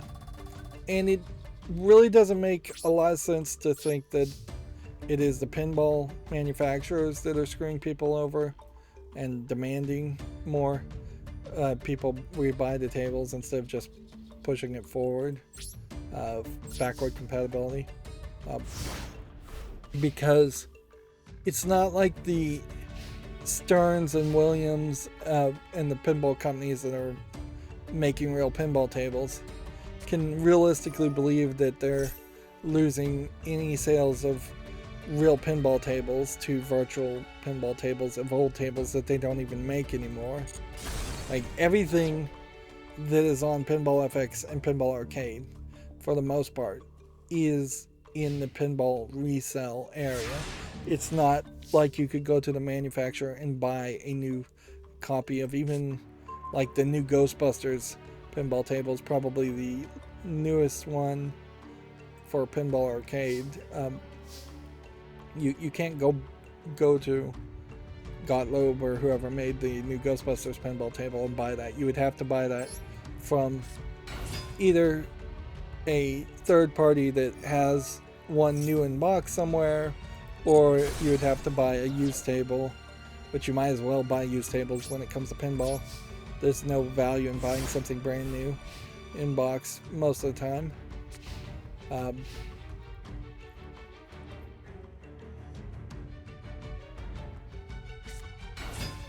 Let's see, $15 a month or $100 a year on top of $150 of microtransactions. Now, the $150 of microtransactions, very well, maybe if you were to rebuy every single table that was available using the ticket system. But clearly they know they're screwing you because they're obfuscating the value of things instead of just putting dollars amounts on it. And yeah, some of these games are being labeled as new as far as Zen original tables, which I'm not. I don't think too many people are interested in Zen original tables, anyways. But if the new ones here uh, are being remodeled in the new engine, for 15 extra tickets, it's probably worth it to get the new engine things. And it really stops making any sense to rebuy licensed tables.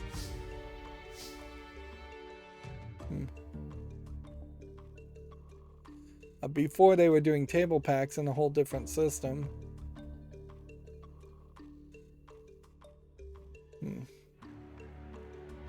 And it just doesn't feel that good. It doesn't feel like they're trying to treat you well at all. I would also, as a side note, say that I think the whole way they're trying to make these areas you can decorate and show off is something that they're just overemphasizing for a game that really should just focus more on the pinball tables being right. Having 3D model statues and shells and things on the wall. They're all little nice things, but they're really not things I would have wanted to see added on day one in favor of just more tables.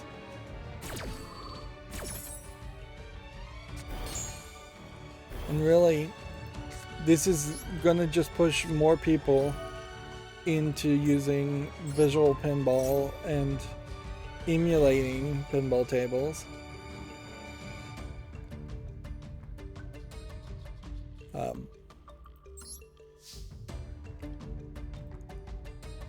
See if this works or if we get destroyed. That probably won't destroy this guy.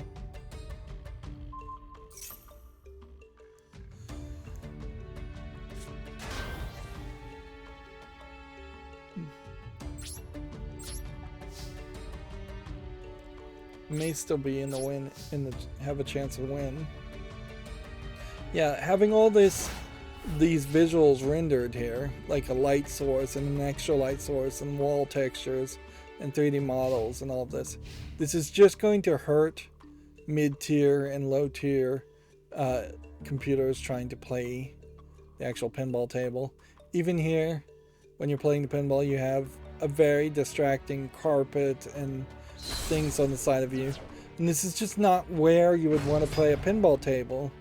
Like, I've never seen a pinball table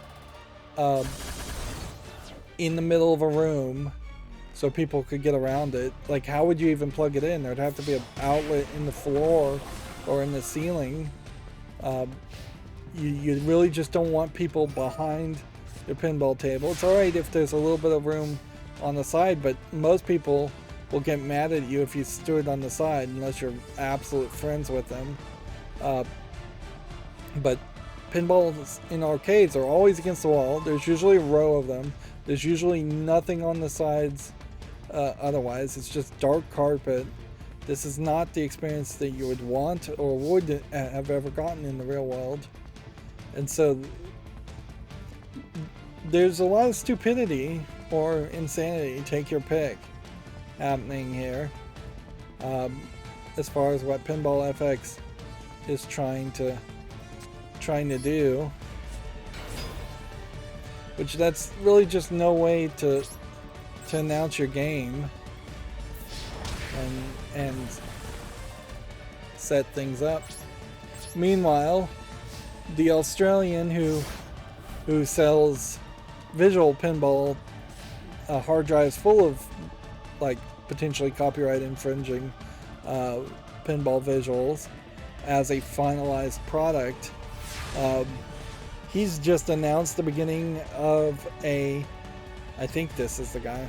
Somebody has just announced the beginning of a app store like program that will let you immediately install new tables or updates to tables So it's going to be even easier in the future to update and add tables instead of having to go into it and manually copy files over. And it definitely makes a lot of sense to buy a fairly expensive $2,000, maybe even $3,000 PC that is built into a pinball cabinet and play pinball on a 4K 120 hertz screen than it does to try and spend $2,000 or maybe $3,000 on a real world pinball table to own only that one pinball table, have to maintain that one pinball table. That was one thing about the Texas Pinball Festivals. I wasn't aware of this, but they had this whole swap meet outside in the parking lot where people were just like selling and buying pinball tables that weren't even on display. There also was a whole tournament area that I saw later on where all the tables that they were being used for the tournament were lined up in a different room. So there was a slightly more tables and slightly more going on there. I did also see in another video slightly more kids. Still no stools though. So it does kind of feel like you would just have to bring your own stool if you're going to sit on a stool. Although, in all fairness, I don't think I would ever actually sit on a stool to play pinball. But I can see kids doing it. But stools might be a mistake there too. Might be better to have just steps so they can lean in more. You don't like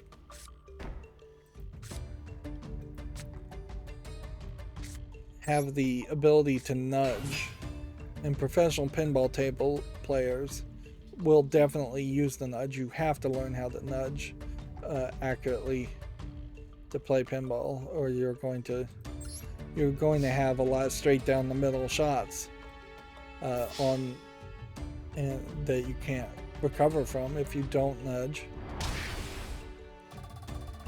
And you just can't do that if you're sitting on a stool. You really can't do it if you're standing on a step either, but kids couldn't nudge much anyways.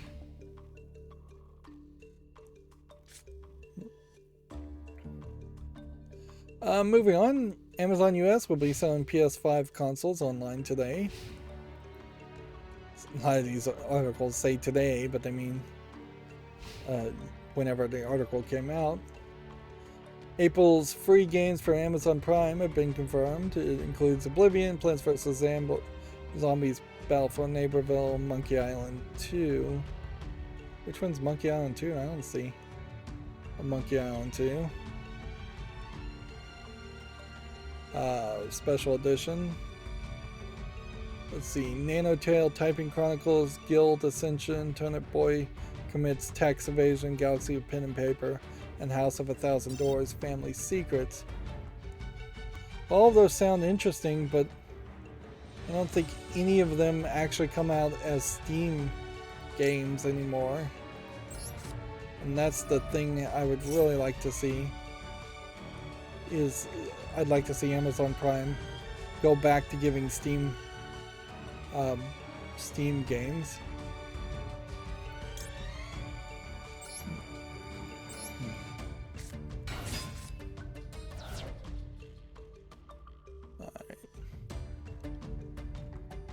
Let's see. Video Games Chronicles. We're still doing Video Games Chronicles news today. Wow, there was a lot more news, or I'm just moving really slow today. Anyways, they say subscription service reportedly account for 4% of North American and Europeans' games market. Xbox Game Pass commands a 60% share of the subscription market, and I don't expect that to particularly change. If it does change, I don't expect it to change that much.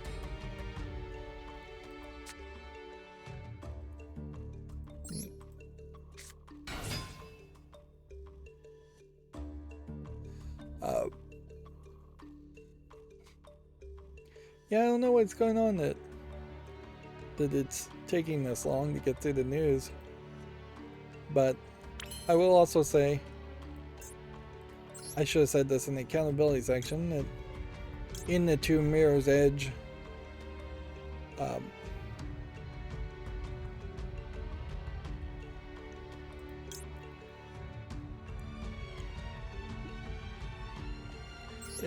in the two Mirror's Edge recordings I made, I didn't run into any problems with my computer, so I'm hoping that everything is fixed. But I'm still waiting on the replacement RAM. I need to rewire everything, put the other power supply back, and hopefully that won't cause any problems. You know what, let's just attack.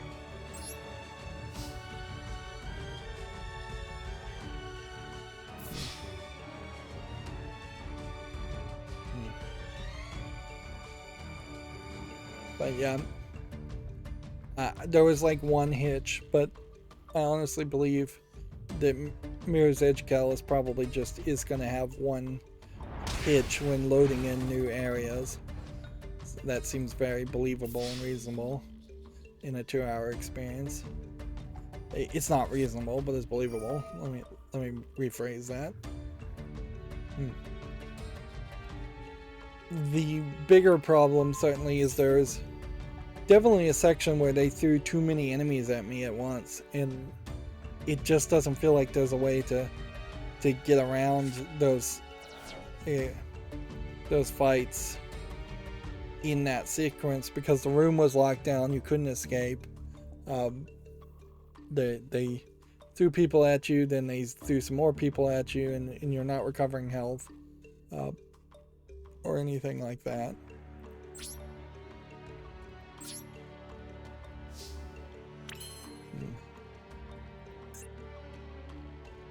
So yeah, like you have this weird shield in Mirror's Edge Catalyst that you can build up by, didn't really want to activate that, but whatever.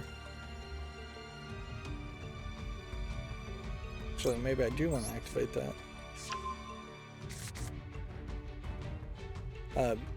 You can run around the room and build up your shield, but then you're going to get hit once or twice, and then your shield's gone, and then you'd have to run around the room and build up the shield again.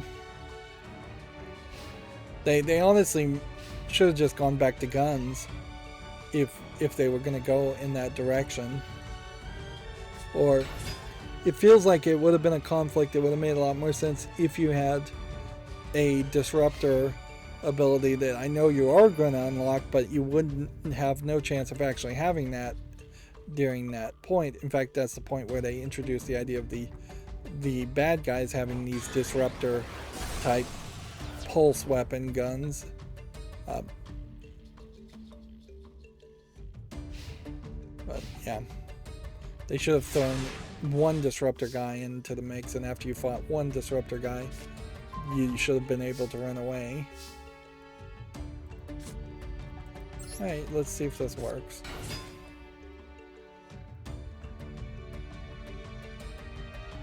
If I can activate everything here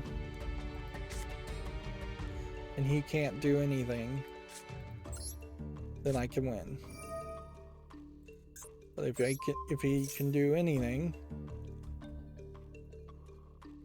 if he can counter a spell activation, or if I activate a spell that specifically says I can't do something, or I can't attack, that would potentially hurt me.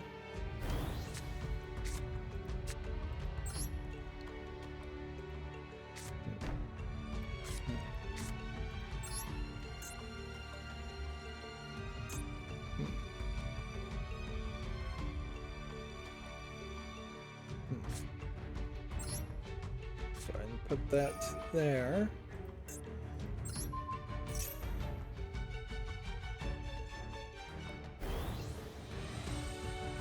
I kind of wish, and I probably should test it every now and then, to go back to just automatic placement of cards. Like, for the most part, me placing cards in specific spots is not a thought that I really am putting energy into, so I probably should just turn that off. And let's see, card position auto. We'll turn it back to auto and we'll see how that works, because I'm not playing a real strategy around card positions. It only becomes a problem if you're making fusion cards that want to point to cards, or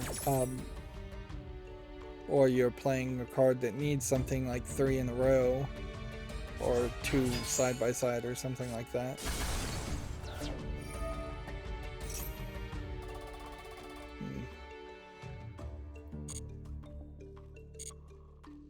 Well, he just defeated me. Moving on, still Video Games Chronicles. Persona 5 is being removed from the PlayStation Plus collection, but players who download it will still be able to access it throughout their subscription, which seems like a big title, certainly, to disappear. And if anything, I think it highlights that, once again, Sony of California does not care about Japanese games, even big ticket. Like, this is one of the biggest Japanese games that they had, and this is definitely going to be one that people playing in Japan are going to be upset that they can't get through that service. Although I don't know how many people in Japan are using PlayStation Plus collection anyways. Moving on, Horizon Forbidden West's latest patch includes over 30 bug fixes, which is kind of a ridiculously small amount of bug fixes. They could be giant bugs, certainly, but that's not a lot. Still getting a lot of videos and screenshots of her face model, which I just don't think they're ever going to relent on that one. I think we are stuck with a chubby-faced Alloy for this game. Maybe they'll do something different in a sequel, but I don't know if they're even going to get a sequel. Am I on target here? I have like 3 days to get 800. I'm not quite where I'd like to be as far as victories. And I guess I haven't mentioned that I have been playing a lot of Yu-Gi-Oh! Off-screen specifically to get victories for this festival. So the festival is taking up my time. Obviously it would, but it's kind of a shame. I wish there was lower requirements. And I think there's a decent chance they will go in that direction, because they were way more generous in this festival than the previous festival. Now it would just be a matter of, do they really need to try and motivate this many people to play in the festival when they have 20 million like downloads on their game? Like, I'd imagine for any collectible card game, you want to look at those statistics as far as how many people just surrendered, how many people just lost and gave up and stopped playing, how many people felt like they were having a good experience versus a bad experience. Try to get as much feedback there. And for a festival like this, I bet there is a lot of people that felt like it was a little too grueling, a little too complicated, took too much time. Let's see, I guess you could special summon this.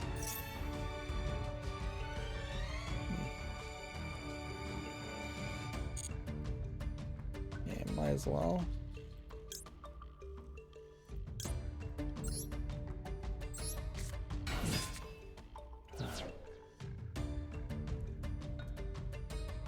Moving on, Nintendo's shares dropped by 6%. I may have said 7%. Its shares had gained 25% year-to-date prior to Tuesday's announcement.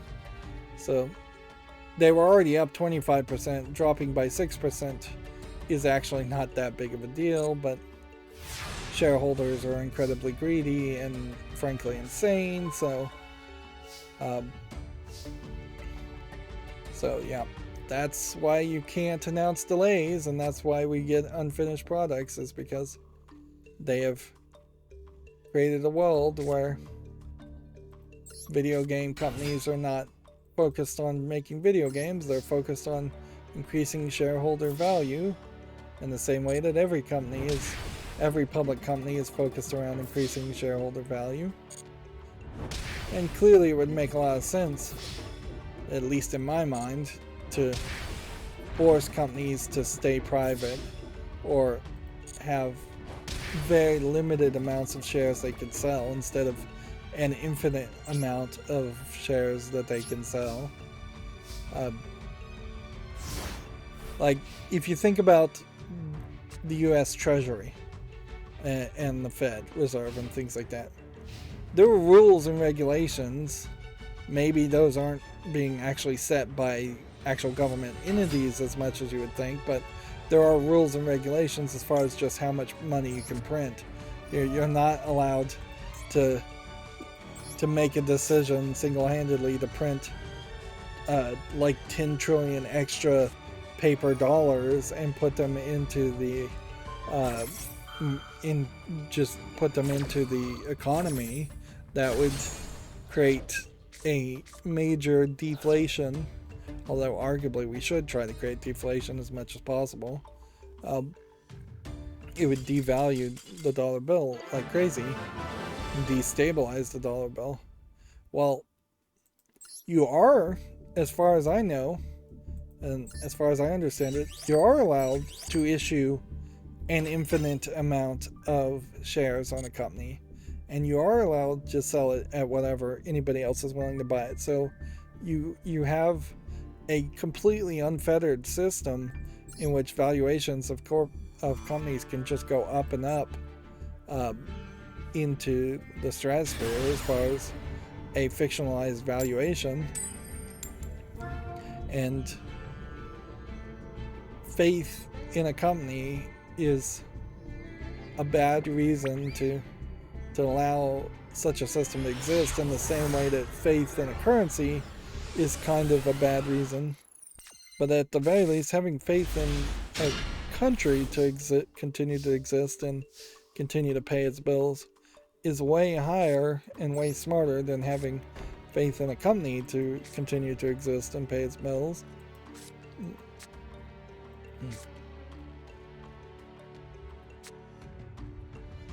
So if you can't get to the point where you would force companies to at least have limitations on the number of shares or be private, you could at least limit them a little bit. Of course, I really don't have time for an economics rant. Xbox reverses its decision to remove sharing game clips directly to Twitter. A new Xbox Insider update restores the ability to share the clips from the console. I don't think there was ever an official announcement of a decision to go that way. It very possibly was that the beta, which is what the Xbox Insider are, just forgot about it, made a bug. Yeah. Or it was specifically to stop people in the beta from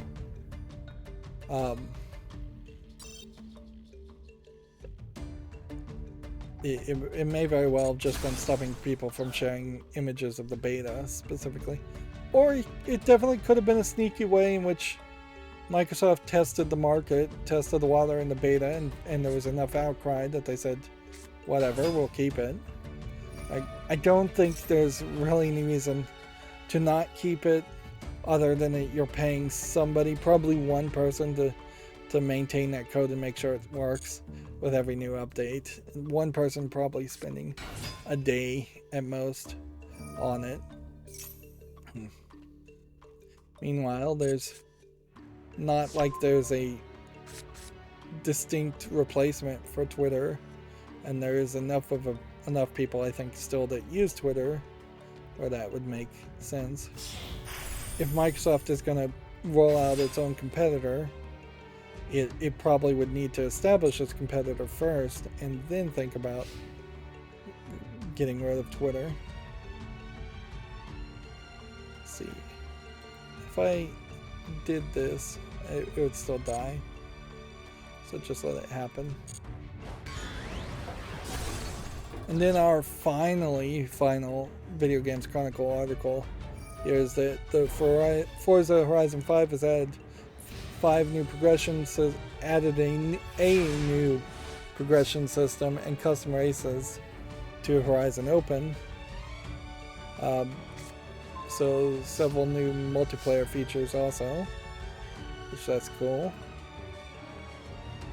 Then we'd already talked about the Sky Children of Light animation project being announced on Gematsu, and Sword Art Online being announced. This is all from the 27th, so we can close probably a decent number of these articles since we had already talked about them. Yeah.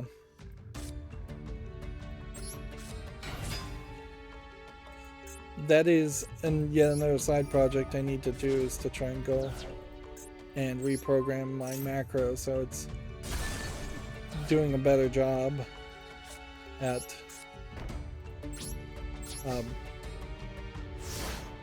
opening the right tabs, because this is getting ridiculous. Like, we had already talked about Cathedral, One Piece, Postal, Apex Legend. This one, Koromon for Switch, being delayed. Maybe that is new news. I don't even know what Koromon is.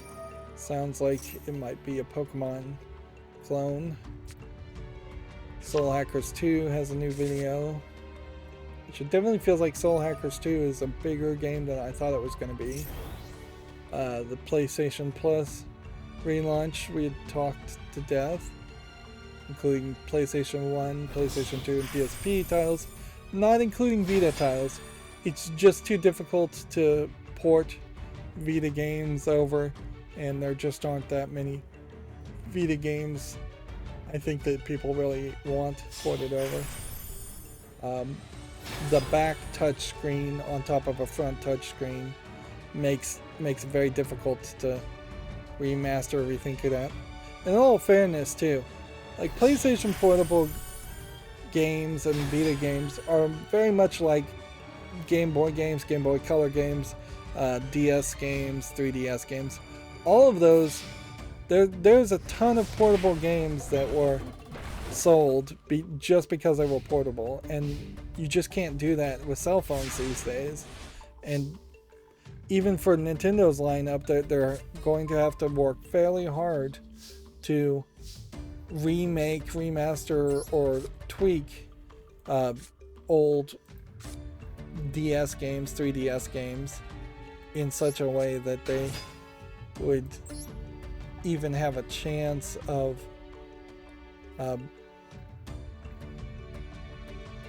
being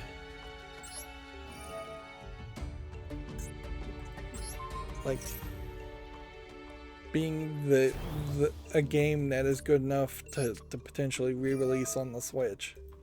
And that is really the only reason the Switch has a touchscreen. It would have made a decent amount of sense to not have released the Switch with a touchscreen at all.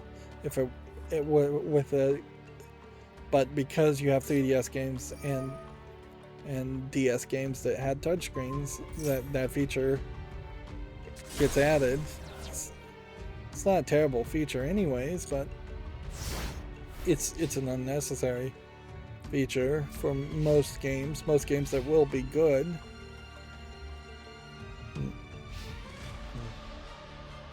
And I have to just assume that the touchscreen on the Switch is not particularly a great touchscreen anyways.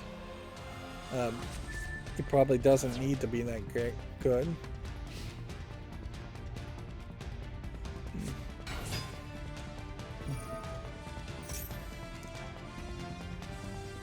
Let's see. Moving on, Deliver Us to the Moon for PS5 and Xbox Series, launching May 19th. Fortnite Zero build we had already talked about. Streets of Rage 4 is coming to iOS and Android on May 24th, which I have to assume that this is going to be a downport of a Streets of Rage game that already exists on, it already exists for the Xbox One, Switch, PC, and PS4. Although, I just don't know how you control that on a cell phone. Like, you're just going to be tapping the screen a lot, I guess.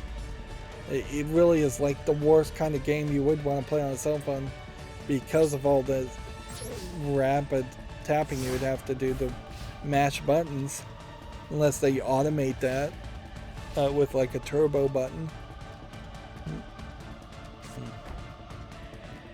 A beat 'em up game on a cell phone being a shorter kind of arcadey experience does make sense in that aspect. I think we probably should start to see like PlayStation controllers and Xbox controllers being advertised and sold as things that can save a second profile and automatically connect via Bluetooth to other cell phones. And you can, I think, do that. Maybe you need a dongle, and so maybe next generation would get away from that. But even that still doesn't really make sense because it's going to be weird to carry around a controller and a cell phone. The controllers are just big, bulky things for your hands. Cell phones have bent over backwards, sometimes quite literally, to avoid being big, bulky things that fill up both hands.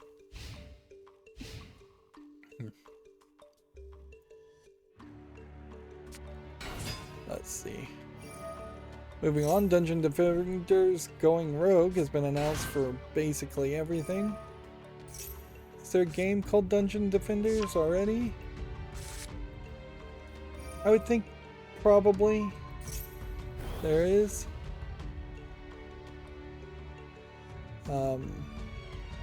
Just look at its Steam page, I guess. You can see it's already mixed in early access. And Dungeon Defenders Awakened is mixed. Dungeon Defenders Going Rogue and Awakened is mixed. Yeah. So as a game series, it's not particularly well received, which means there's really no reason to talk about it anymore.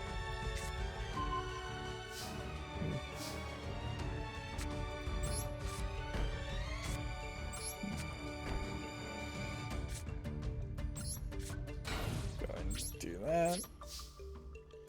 We already talked about Breath of the Wild being delayed. You get a different screenshot, and that's about it. Sniper Elite 5 Marksman trailer and screenshots are available if you want to check that out on Gamatsu. Anachard apparently launches on April 21st. You battle monsters, solve puzzles, and restore Anachard. It's PC, Switch, Xbox One, and Xbox Series. I don't have time to watch the trailers, but there might be something to this. Maybe, maybe not. We already talked about the games with gold feature. We definitely are running into a problem where I'm now just feeling the pressure to rush through news. So I need to figure out a way to move faster. Winter Ember launches on April 19th for everything except for the Switch, later on the Switch. It is a stealth action sandbox adventure game, which I would assume that is something like a Thief game or even a Metal Gear game. it's been a little while since we've seen a game like that try and come out. They tend not to be particularly well made or well received, unfortunately.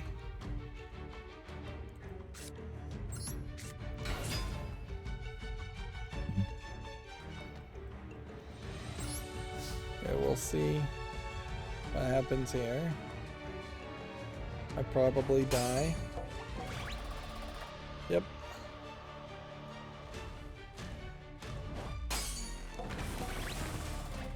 Everybody's golf online servers are going to shut down on September 30th, so you can't play online anymore.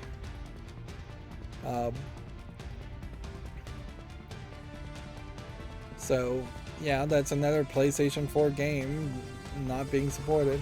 Although on this case, I imagine this is more... Well, nope. Everybody's Golf is from Sony Interactive Entertainment, so this is Sony not supporting the Japanese market, not supporting their old games. There's nobody else to blame, apparently. The game Unpacking is coming to PS4 and PS5 this spring alongside a physical edition. It's already available for the Switch, PC, and Xbox One. And yeah, we're still seeing these delays where games are coming to PC and Switch and Xbox as exclusives. And Sony doesn't seem to have said word one of any kind of like exclusives or even trying to get exclusives other than its first party titles, which there's not enough of those for that to matter. Diablo 4's quarterly update details environmental art plus several new gameplay videos, which I guess it's nice to know that Diablo 4 is still in development. Again, I don't have time to really watch this, but check out these videos if you're interested.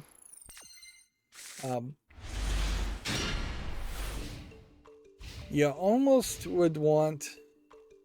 Yeah, I think I kind of do want Diablo 4 to just take its time, wait until Activision Blizzard is completely acquired by Microsoft and all the dust is settled, or most of the dust is settled from that, and then come out. Because I think with Microsoft support you'll get better advertisement and a better game, a better final product. Microsoft seems like they are in no hurry to rush anybody to finish anything. Fable is kind of a great example of that, where Fable 4 is still like in development hell and they just don't seem to really care. They've got plenty of lineup. Now, I will say at some point, whoever's in charge of Xbox at the time is going to have to make a decision when he's looking 4, 5, 6 years ahead and he's got potentially a game coming out every 2 months for the next 5 or 6 years, and a game like Fable is still in development. Like, Microsoft right now, Xbox right now, is afraid to push anybody to finish a project or cancel projects, because that's kind of how they ruined Lionsgate and how they ran their business before and how that really failed them as a company. But they can't be pushovers forever. At some point you're going to have to cut your losses. And that evaluation may very well come from a point when they just Microsoft in general will just be suffering financially, and they'll need to try and make a few bucks or cut the losses, or Microsoft may just kind of win a generation of the console wars, and then at that point they would abandon the idea. Like it is fairly believable that if Fable 4, which was supposed to come out for, I think, the Xbox One, if it's not going to come out for the Xbox Series, that next generation of console games, if it doesn't come out during the launch window of whatever the next Xbox is, then they might as well just cancel it and then start over from scratch with the Fable license with a different team. If I understand it right, the Fable team is using like a racing engine to make Fable, and it just doesn't kind of make sense for them to be doing that. And it probably would make sense to cancel and trash all the work on Fable 4 as far as programming, move over the Unreal Engine 4 or 5, whatever, and start over there, or make it in Unity or some other engine. I think there is a slight desire to have an in-house engine outside of Unreal, and so they want to put some eggs in that basket. Moving on, Genshin Impact version 2.6 update is now available, if you want to check that out. Scarlet Nexus version 1.08 update is now available and adds the Tales of Arise collaboration items. What's interesting here is Scarlet Nexus I'm thinking of a different game, aren't I? Yeah, we haven't heard a lot from Scarlet Nexus since it launched, and 1.08 is obviously not a lot of updates either. I was thinking, not of Scarlet Nexus, but there was that vampire RPG game that came out about a year ago that went nowhere too, which is kind of a shame because I kind of liked the art style and thought that would be potentially an interesting game. But any excitement for that anime RPG game that I'm thinking of got eaten up by the God Eater anime RPG, and even the God Eater anime RPG didn't really go anywhere as far as making an impact in the West. What's interesting here is you have Tales of Arise version 1.5 update now available, adding the Scarlet Nexus collaboration items. So this is the other game as far as the collaboration goes.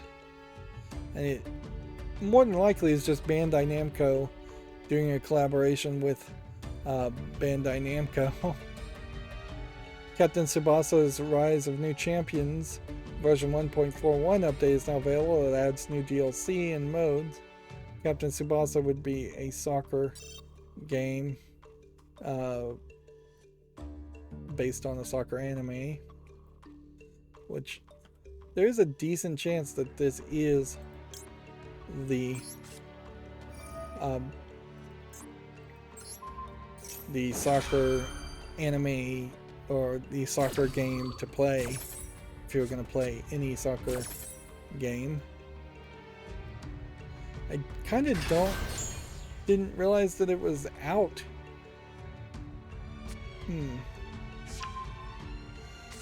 What is it out for? PS4, PC, and Switch. Let me see if I can find that on Steam.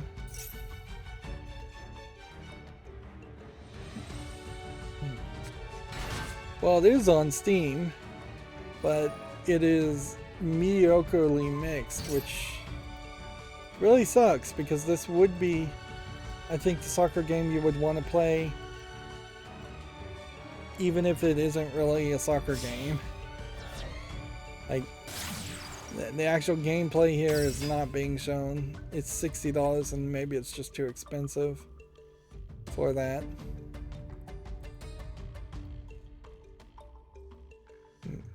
No, you really do play a soccer game. It is a crazy anime soccer game, and maybe that's what turns off a lot of people. But that would be the reason why I would be playing that game. It's a shame it's so poorly reviewed. Oh well, I suppose. It's not like I really need to play a soccer game. Here we have Shirin the Wanderer, the Tower of Fortune, and the Dice of Fate, now available for iOS and Android in Japan. Which this definitely looks like a weird game as far as the visuals, but the actual gameplay here seems to be basically your standard RPG game with a whole fairly large amount of your screen space being used up for controls. That is kind of always the problem with any of these kinds of games, is that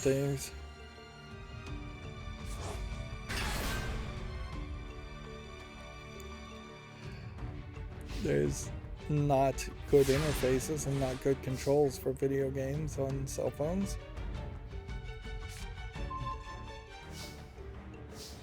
Okay. I think by playing this one you can't play this one. No, you can play this.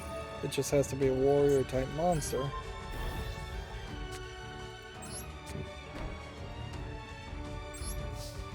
Alright, let's do this.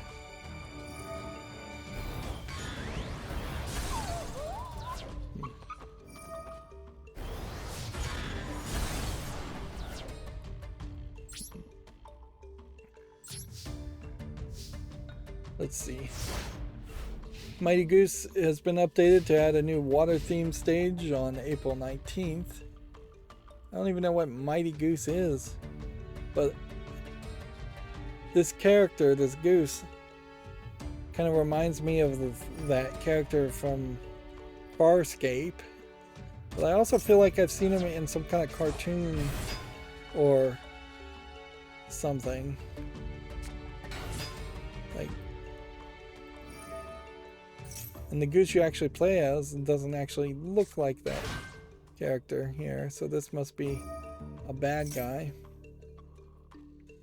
I'd half expect him to be like based off some Disney character, but it's being published by Playism, so I don't know. Maybe I'm just having a false memory.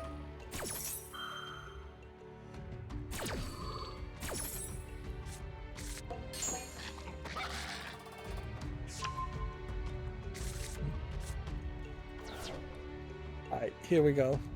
Real quickly, we have a Dungeons and Dragons game here that I think we have to put on the follow list.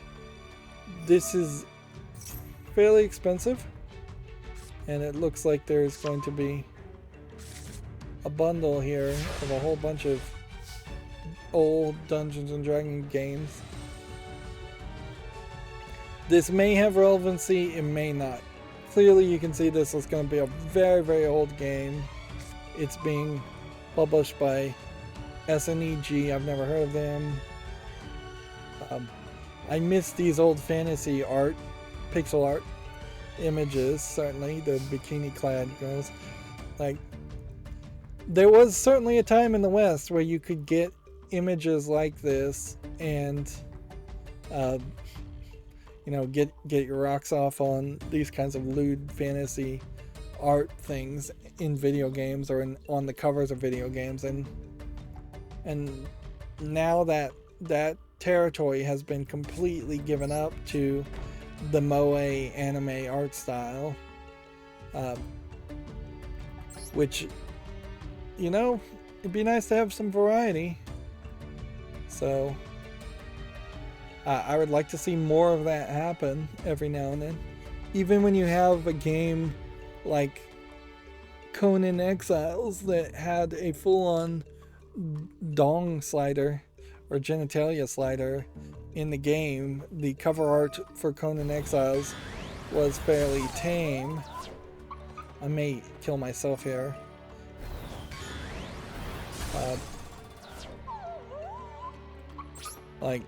And even something like Lust for Darkness, which actually does have a topless woman with a hand over her boobs as the No, that's Less from Beyond actually has that cover art. Even in that case, though, it's not as detailed and it's not going in the fantasy realm. And Less from Beyond is definitely an exception to the rule as far as thumbnail art and trying to get people's attention that way. So I suspect what's going to happen here is that we're going to find that there are multiple of these games that have all been released at once. And so you can kind of go through this and see that there was an evolution, and some games are better than others as far as visuals. They're all very old school dungeon crawlers, which is pretty much a dead genre at this point. This is very dangerously close to a series of games I might buy and sell, absolutely knowing I would never cover them, never spotlight them. I'm just trying to support like old games or have some kind of relevant collection of old games. Arguably, if you're in the Dungeons and Dragons, playing these games probably doesn't get you anywhere either.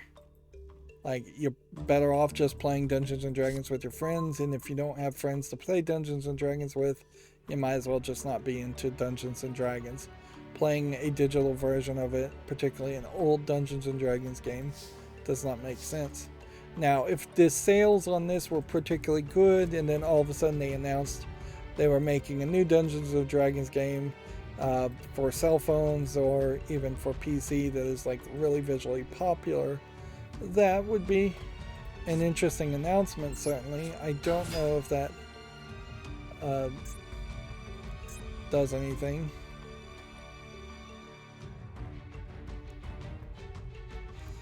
Alright, so when I do this, this should kill this.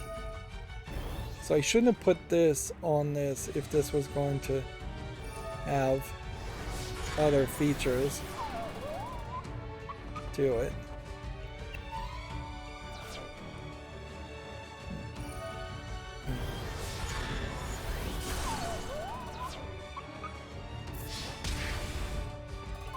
Because this is now going to take forever for me to win. You can definitely see that there's a lot of these. They probably churn these out one every 6 months, if not faster. Here we have finally a non-Dungeons and Dragons game, Demon World Survival. Doesn't look visually polished enough as like a top-down twin-stick shooter. So I'll say no to that. Larnarchy looks like it is some kind of lawn-themed card game. Probably based on a real-world card game, so I'll put it on the fall list. It's not from like Asmodee Digital, so that's always nice to see with any of these board games or card games, is that it isn't just being half-butted or half-assed by Asmodee Digital that tends not to really make great digital versions of real-world games. Dolce et Decorum here doesn't look interesting enough. That being said, I did recently cover Carcassonne, and it's pretty decent Asmodee Digital game. If anything, it's limited by Carcassonne more than its interface. Jutsu Squad here looks like it's a beat-em-up game. Can you play it single player? Yes, it's $15.99. That's a little expensive, but I'll give that a follow.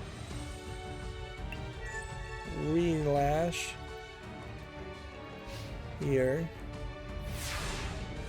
This is probably a no, but I'm gonna give it a follow anyways. A time retrograde puzzle game, it says. Like, this might be one of those mid-tier games that's good enough. English and Japanese. $4.99. Yeah. And we have a game called The Masters Survival, which looks like these are low polygon asset flip images. Yeah, just a real lack of visual polish there compared to what it should look like for a modern game. Okay.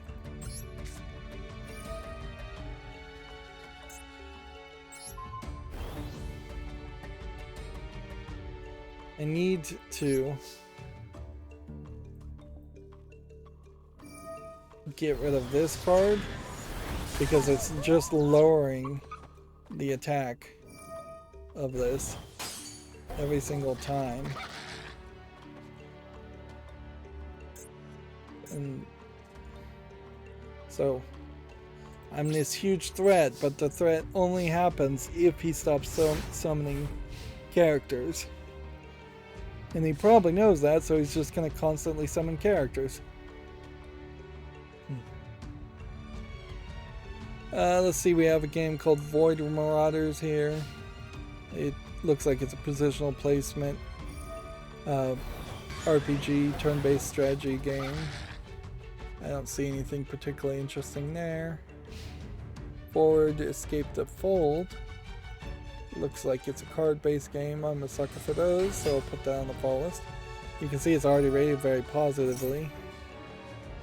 So I would have to kind of assume that it was in early access before this. It's single player also, so this is not going to be a game that you have to put a whole lifetime into. I was frankly shocked to find out that I made 300 episodes of Shadowverse, because 300 episodes 300 episodes in making 3 episodes a week is 100 weeks. So that's like 2 years that I was playing Shadowverse. And it didn't feel like it was that long, but it probably was.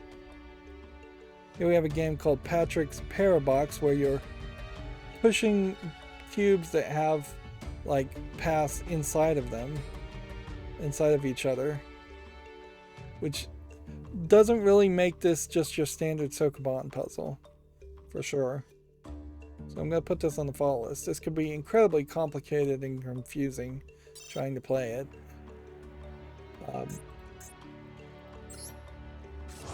Well, I got rid of that card by him destroying my character. But yeah, I could see Patrick's Parabox being the next Baba Is You style game, which I haven't gotten around to buying or playing that either. I haven't gotten around to playing a lot of games.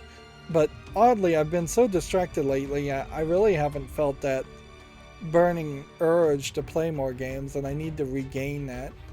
Like, that passion is absolutely necessary if I'm going to continue to make the amount of content I make. It'd also certainly be nice to get 1,000 subscribers and get monetized on that content I've made, but we'll ignore that for now. This Domino Simulator looks pretty good. I'm always looking for one good Dominoes simulator game. I feel like dominoes in particular, when you set them up and knock them down like this, they are way better in the virtual space than the real world. It just takes way too much time, and it's way too easy to make a mistake and knock everything over prematurely in the real world, and you have to own a ton of dominoes. It would have to be your main hobby, and it's a fairly boring hobby compared to even like Lego, where you put Lego sets together once and then potentially never take them apart or play with them. At least that's how I do it. I feel like they've given me more time, which is nice.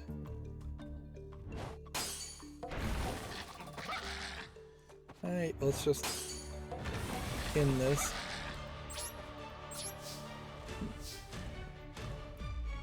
Here we have a game on Steam called Ollie, which they say is a short 2D puzzle platformer. It looks a lot like Limbo, but it has a little bit more imagery and colors.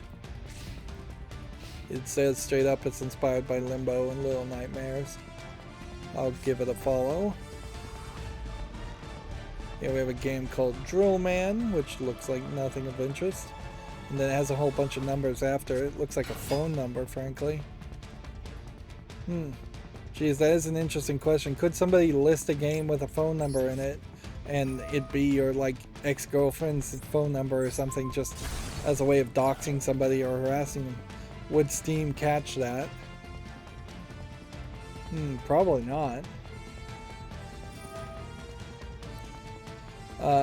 Here we have a VR game called Samurai Challenge that actually looks pretty great. It requires VR, but I'll put it on the follow list. It's $17.99, which is a little expensive, but not too expensive. Stand in one place and fight a bunch of samurai chasing after you, or you're a samurai and you're being chased after by military people in Japan that I don't think are all samurai. Or by default, you would assume we're all samurai. Alright.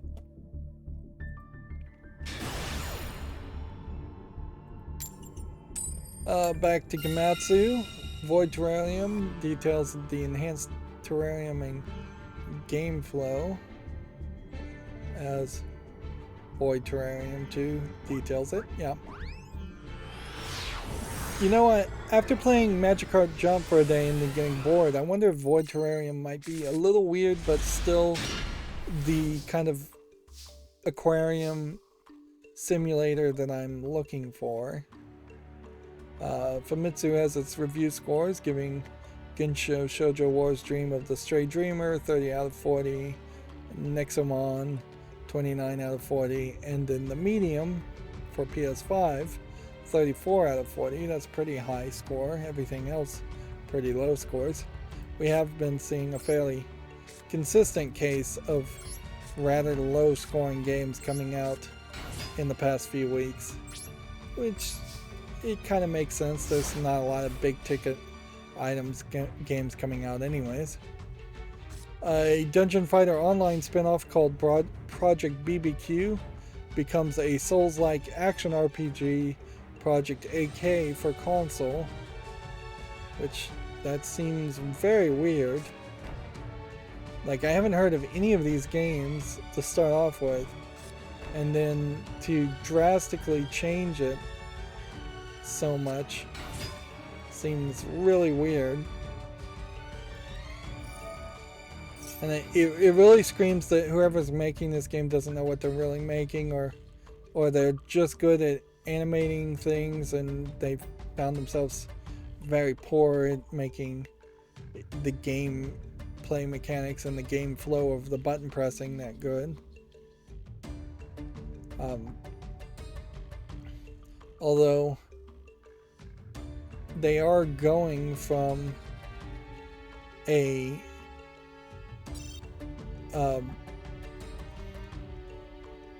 from what looks like a more simplistic gameplay mechanic to a more complicated gameplay mechanic in an action RPG, so it may just be that they found a way to succeed and make it a better game using the same visuals.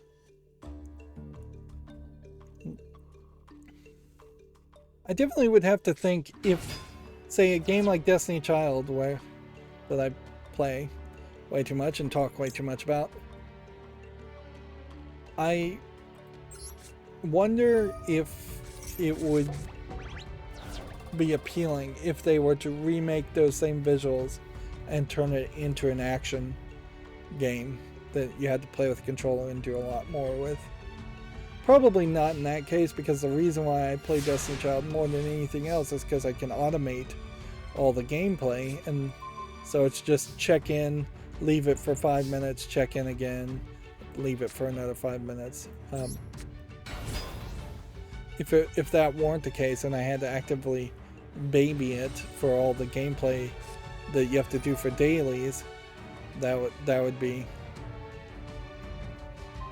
very annoying. But I could see a standalone single experience, and that is what Shift Up is working on, not in Project Nike, but in, I think it's called Project Eve. Like, they are trying to make a nicely animated action game, kind of like a Bayonetta game. So, despite the fact I haven't heard of Project BBQ or Project AK now, but it does seem like they may have made the right decision there. A very weird decision, and a obviously hard decision to make, to change horses midstream effectively, but sometimes that's the smart move. Like, you can't just live by old adages like they are gospel or something like that. Moving on, Snow Brothers Special launches May 19th for a Switch, which I don't know if there's enough gameplay in something like Snow Brothers to really want to play or own Snow Brothers. Like, it's a big different decision to play Snow Brothers from NES as a ROM for effectively free versus paying $20 or more for a new Snow Brothers that's just a remaster and slightly better graphics. And you do get into a weird position when you look at the screenshot. It's like, sure, this is probably higher resolution graphics and textures, but it's still flat 2D images. They didn't go 3D with it. If anything, it kind of looks worse than what the Snow Brothers look like in the NES game, or at least what I nostalgically think the Snow Brothers look like. 18 plus 5 would be 23. So I have to do this to even have a chance.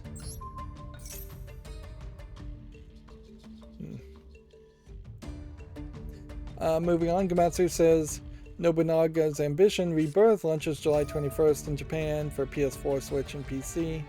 This is potentially a game that won't come to the West. Boca Game Studio has launched a new Golden Hour video series with Shinji Mikami. This is a 40-minute conversation between the Resident Evil and Silent Hill creators, which honestly does not feel like that is so much a video game related thing as it is just an advertisement for Boca Studios.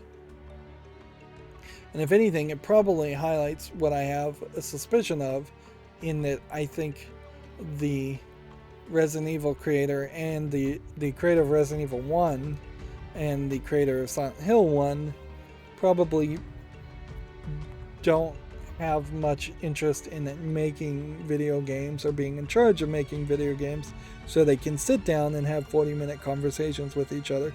Really, these people should be incredibly busy, particularly since they're both Japanese, and that's the tendency anyways.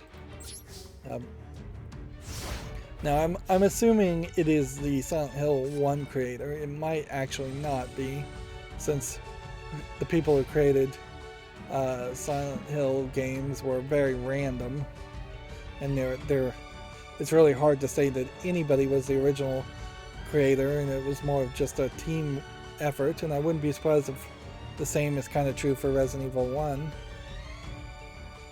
Definitely, the Resident Evil series is not too much based on the creation of Resident Evil 1 now. a lot more people have added a lot more ideas and concepts. A Bloodstained Ritual of the Night update adds Child of Light's Aurora as a playable character on March 31st for PS4, Xbox One, and PC. This is Aurora. I played that game, Child of Light, didn't I? I don't think I particularly liked it. I feel like the game was a little simplistic, and it was very button mashy, if I recall correctly. Unless I'm thinking of a game before Child of Light, or I'm thinking of something completely different. I might be. Yeah. It does seem like it's a kind of weird crossover, and it feels like Ubisoft just wanted to remind people that Child of Light existed. That, I suppose, does create some small hope that there might be a Child of Light 2, assuming they already haven't made a Child of Light 2 and I just didn't remember it. But even if they were going to make a Child of Light 2, I'm not going to be hyped about it. Probably wouldn't even really care to play it.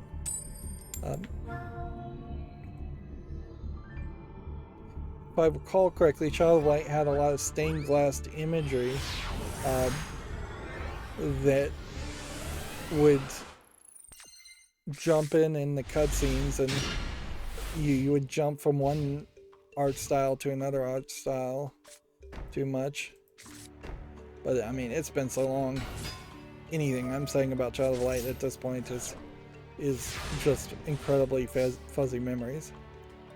I still definitely have that as part of my insomnia and as part of just being forgetful. I have that ability to play a game and then very quickly forget everything about the game. Moving on, hack and slash action RPG Superfuse has been announced for PC. Okay. Looks like there might be something to this. A hack and slash kind of Diablo-esque game might work. It is kind of funny that Diablo 4 is in development, and any announcement of any game kind of like it, in my mind, has a decent chance of replacing or superseding Diablo 4, whereas the Diablo series really should have taken its original popularity and held on to that genre a lot more than it did, instead of being neglected and forgotten, which I think it probably was a little neglected and forgotten. A romance visual novel, Haji Love Making Lovers, is coming to the PS4 and Switch on July 28th in Japan. Questionable, I guess, if it will come to the West. We have seen a decent amount of visual novels announced for consoles and for the PC, and we haven't seen as many as were announced actually come out on Steam. I am noticing that the amount of visual novels approved or coming out on Steam in the past couple weeks does feel a little light.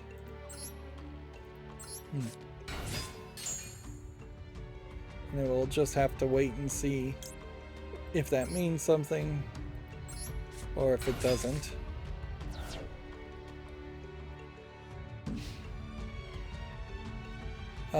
Is this an Otome game? No. It's probably a Yuri game.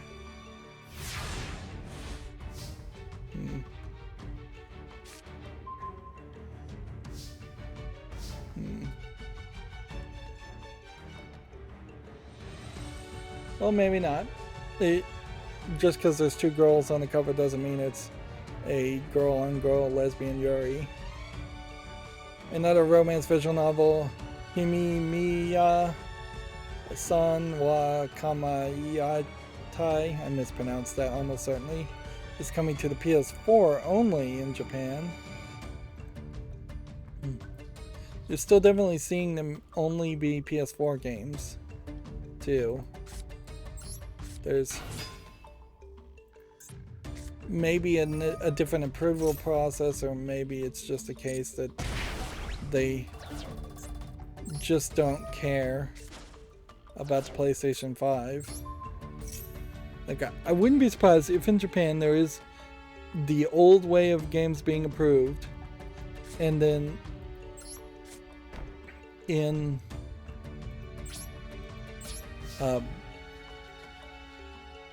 to get something approved for the PlayStation 5, there's new rules and new limitations. Let's see.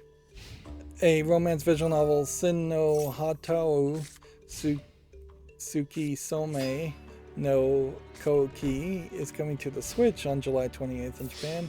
It's already available for the PS4 and PC. It's kind of interesting that the Switch would be the delayed version there. And clearly these are all from the same publisher making the same announcement. It is kind of weird that even the game publishers know they have to announce 3 different games at the same time to catch people's attention. We already talked about the PlayStation Plus free games for April. So, yeah. We won't cover that. A Match 3 first-person shooter called Macho, M-A-T-C-O, or Macho, has been announced for the PS5, Xbox Series, and PC. You have some weird-looking visuals here, certainly. Maybe we should have more games that have this kind of soft CG look to them. Probably wouldn't be terrible. The actual game looks like it's kind of an adventure game. But the Match 3 part is probably the most confusing part there. Because, like, there is not a single screenshot here showing an actual gameplay mechanic where you match 3. So it kind of feels like you wander around a big environment to find 3 matching robots.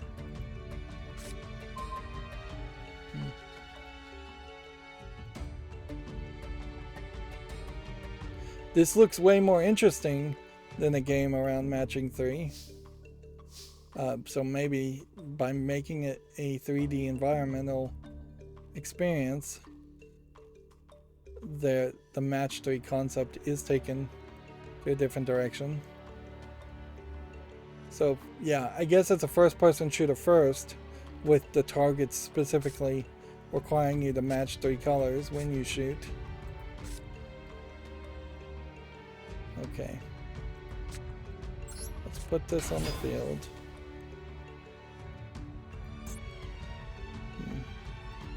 Let's buff this guy up with a 1. And let's attack and see if that works.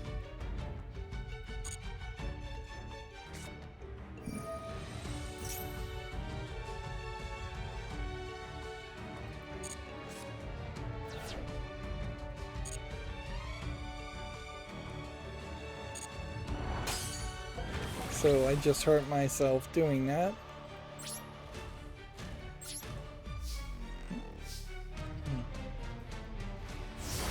And then our final Gamatsu article, the Stanley Parable Ultra Deluxe launches April 27th for basically everything.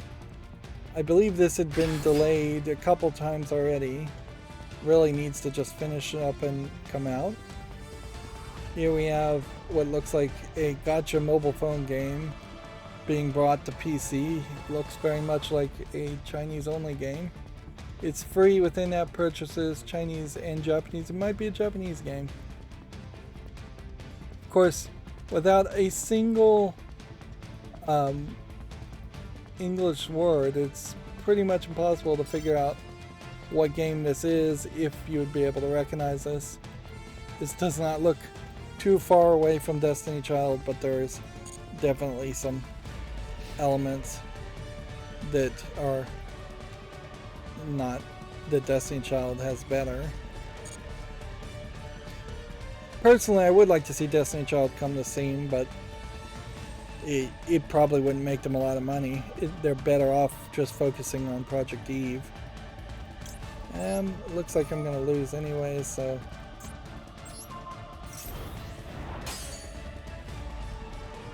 just do that.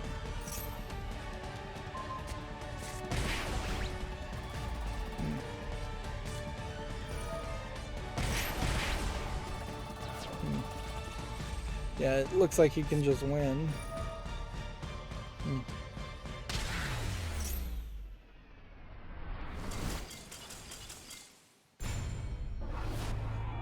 I think I want to take a little bit of a break here. We still have a way to go to get to 20,000 for sure. But if I play off screen, I can make that. As far as daily missions, let's see. Do that one, do that one. And so now we're making progress towards inflicting 10,000. Do this. Win a duel in exhibition. Apparently I haven't won even 10 games in exhibition. That is shockingly yeah, that's a shocking revelation there. That is crazy that I have not even won 10 games. But it really goes to show how much of a struggle some of these challenges and some of these collectible card games can be.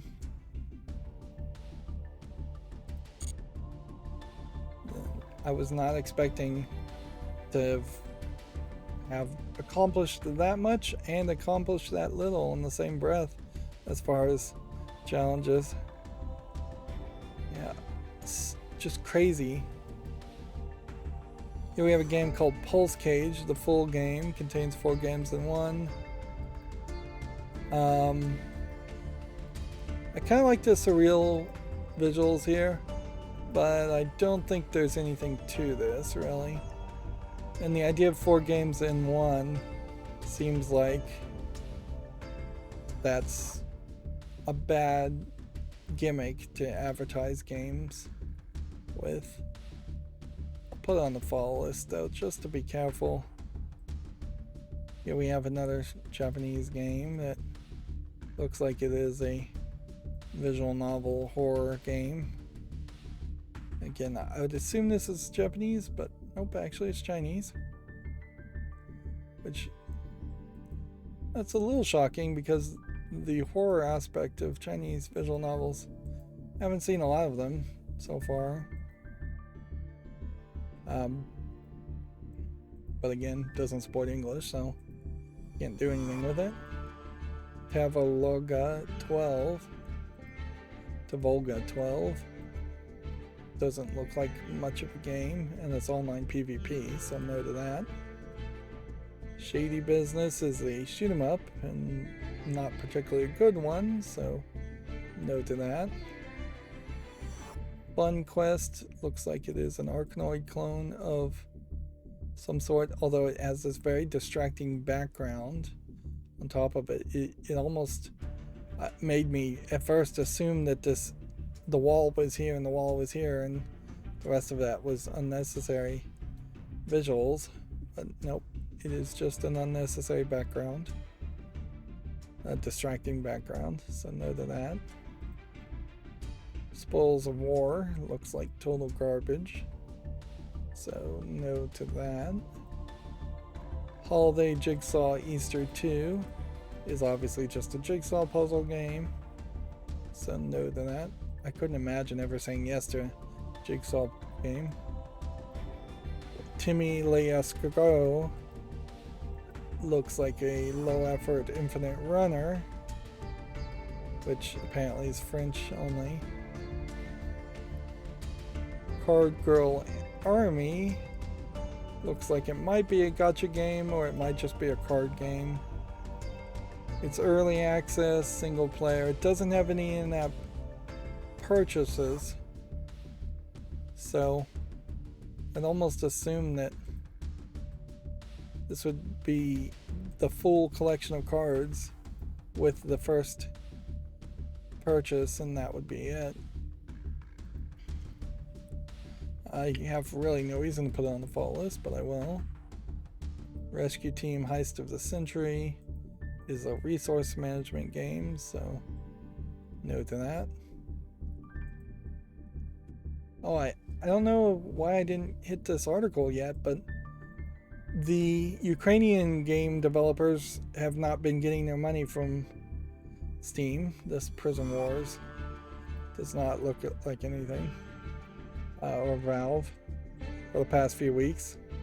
Valve is of course blaming Ukraine being invaded at the moment, which there's some truth to that, but I do think there is a chance that we will start seeing some greedy companies, and Valve may very well be a greedy company, may prove itself to be a greedy company that just decides to hold the money to make some interest, or just decides to hold the money on a fake pretense that Ukraine may fall, and any money that is sent to Ukraine now may end up in the hands of Russia, which is the same argument certainly that some people are making as to why US and other countries don't want to give any kind of military support, any kind of weapons or tanks or things to Ukraine, is that you can make the assumption that it will end up in the hands of the enemy, which is always the case though. This Dead Man's Diary doesn't look like there's actually a game here, but it looks pretty enough to give it a chance. It kind of looks like it's a walking simulator more than anything, although it's tagged as a first-person shooter and puzzle game. But yeah,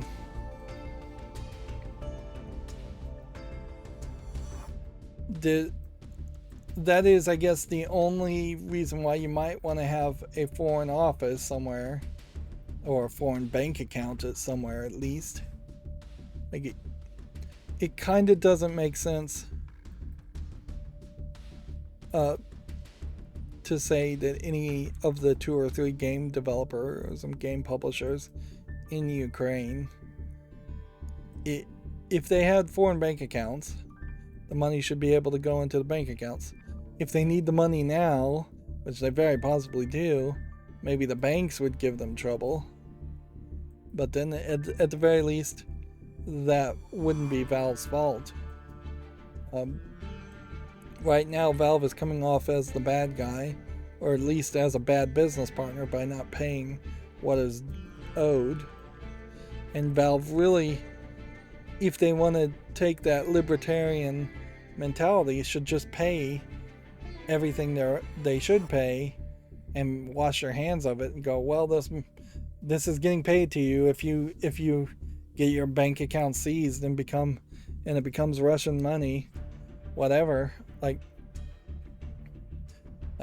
and it's not like Valve has really gone out of its way to stop Russian publishers and Russian games from coming out on Steam.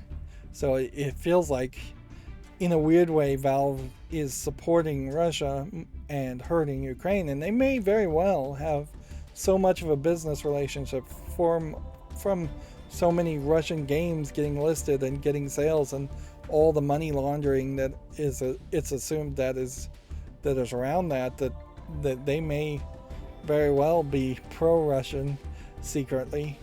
Like, we know there's got to be a few companies out there, a few people out there that are pro-Russian and are just being quiet about it. I wouldn't be surprised if it makes financial sense. It doesn't. I wouldn't be surprised if they did a calculation and just determined it made financial sense to kind of support Russia. very quietly. Anyways, moving on, we have this Monster of Nuyum, which looks like nothing.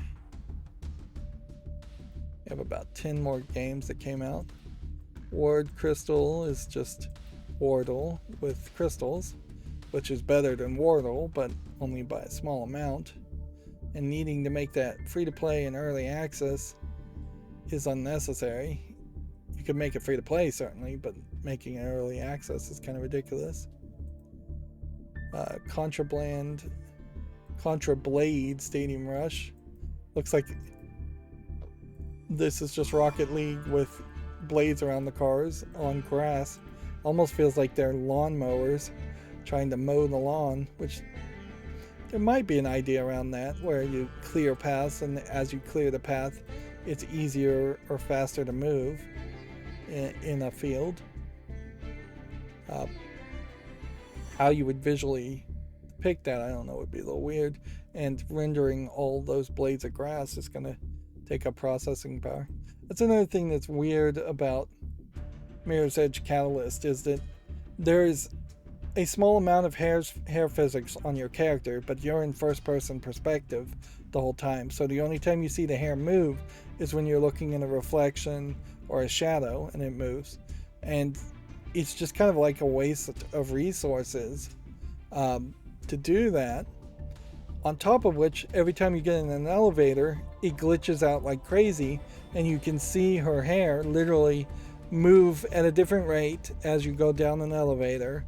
And so her hair will start floating off of her head, and then it will jump back down because it's been programmed to snap back, and then it will float off again and jump back down. And it's just like, this is not attached to her hair, her head in any way.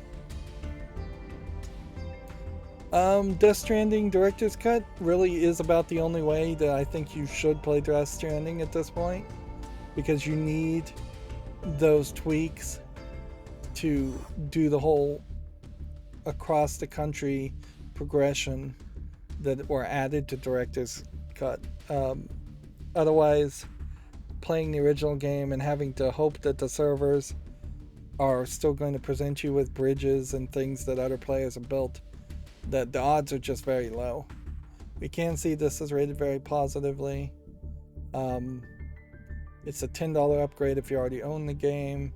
It's $40 otherwise, which is pretty cheap. Is there a specific time frame in which one needs to play Death Stranding? Not really. It's just kind of a weird game that I don't think it's setting yourself up to believe that there's a Death Stranding 2 coming. If anything, Kojima is going to make hopefully a completely different story, and maybe a more down-to-earth story next time. Although I wouldn't be surprised if Kojima doesn't really make any video game again, and then just hobnobs and makes movies or something crazy like that, or just doesn't do anything. And we have G Darius HD, which is a side-scrolling shooter. $25.49 English and Japanese.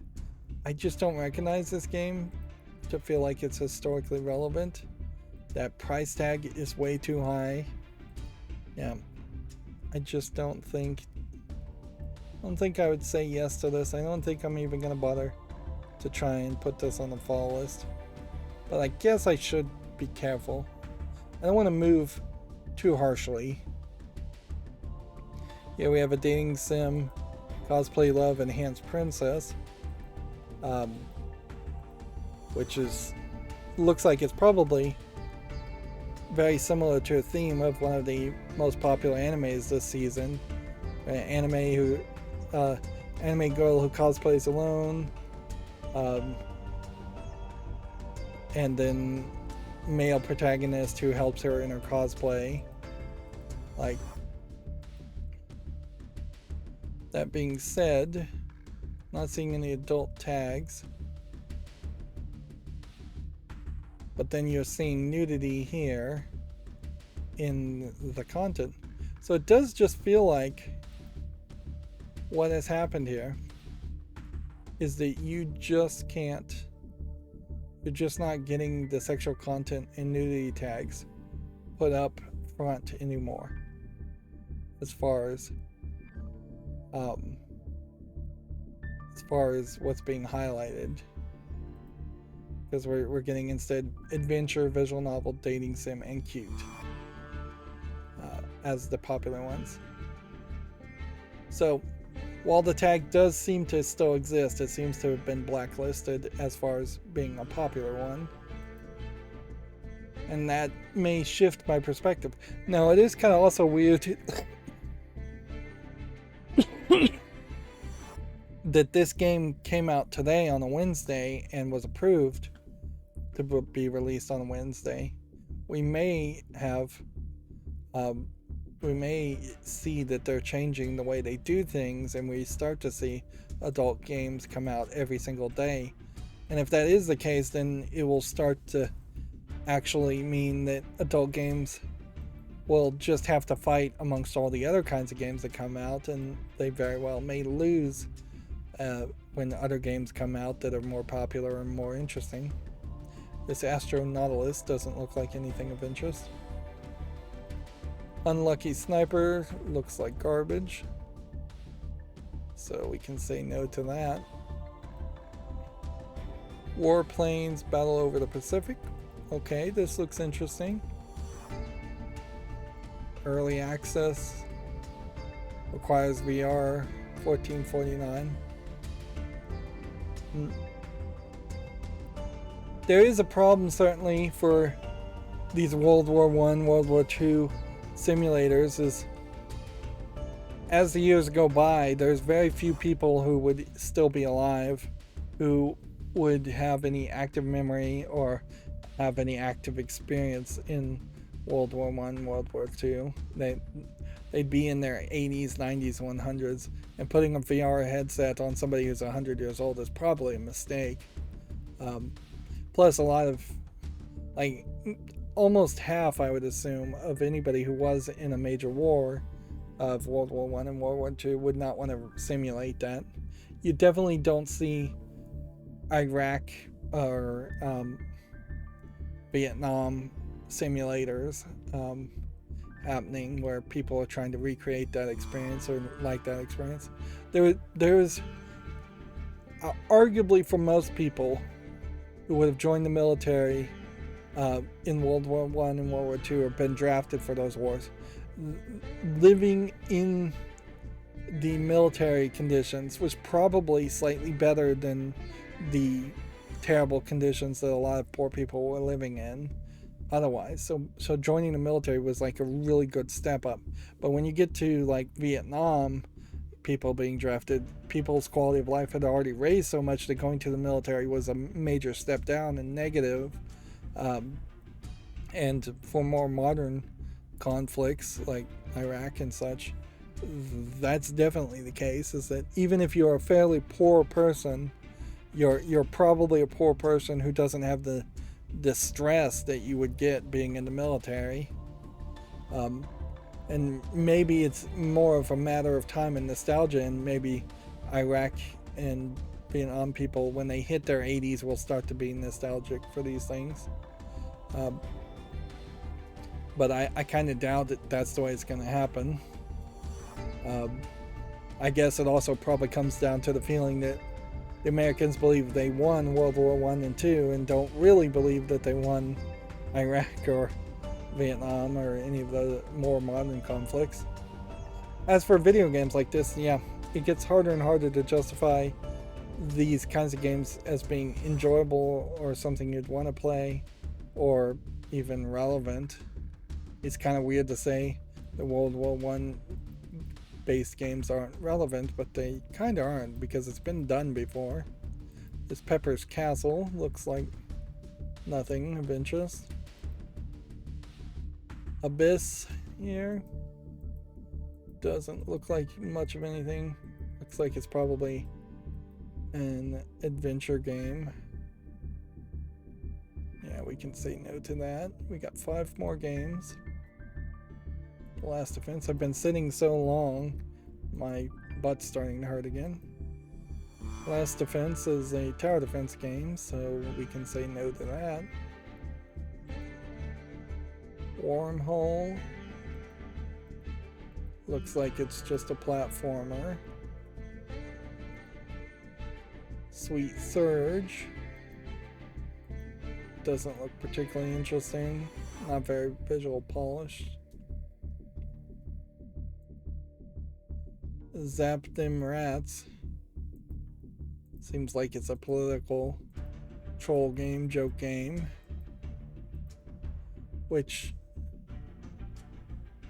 yeah, it just feels like there's a ton of asset flips here. I hope we don't see a resurgence of like Trump political troll games when the next presidential election cycle happens. But we probably will, if we're already starting to see it now. Here we have a game called Directly Drink Milk from a Cow, which is not the smartest thing to suggest. It doesn't seem like that's really what you're even doing in this game. It again feels like an asset flip joke game, oddly English and Japanese.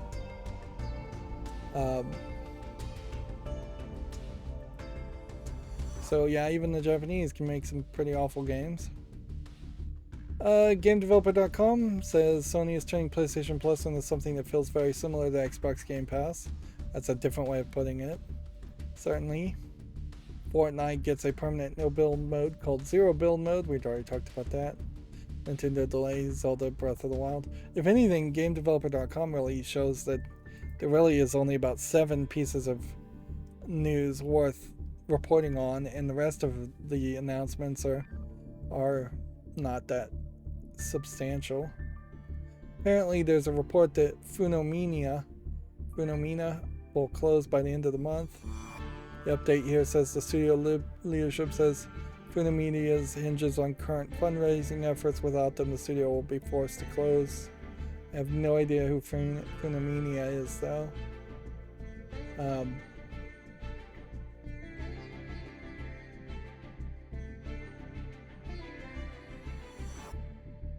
Yeah. It's not even worth mentioning, but yeah, the judge approved $18 million settlement with Activision Blizzard and the EEOC.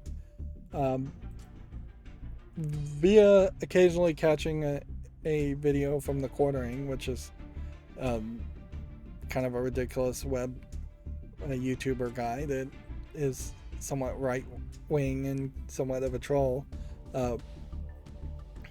Like he covered that in some interview, Anita Sarkeesian claimed victory because of what's happening as far as a movement to stop the harassment in game developers' offices, harassment of women or just harassment of people and the mistreatment. But in particular, I think she's saying that her efforts throughout the whole tropes versus women's was helped to accomplish that, and that somehow that means she won, whatever winning means. A real childish kind of way of thinking or describing it, either by the Quartering or Anita Sarkeesian. I think they're both probably fairly childish and just looking to stir up controversy for attention. But like the Quartering said, to not just repeat what he says, that's totally not what Tropes vs. Women was about at all. It totally wasn't.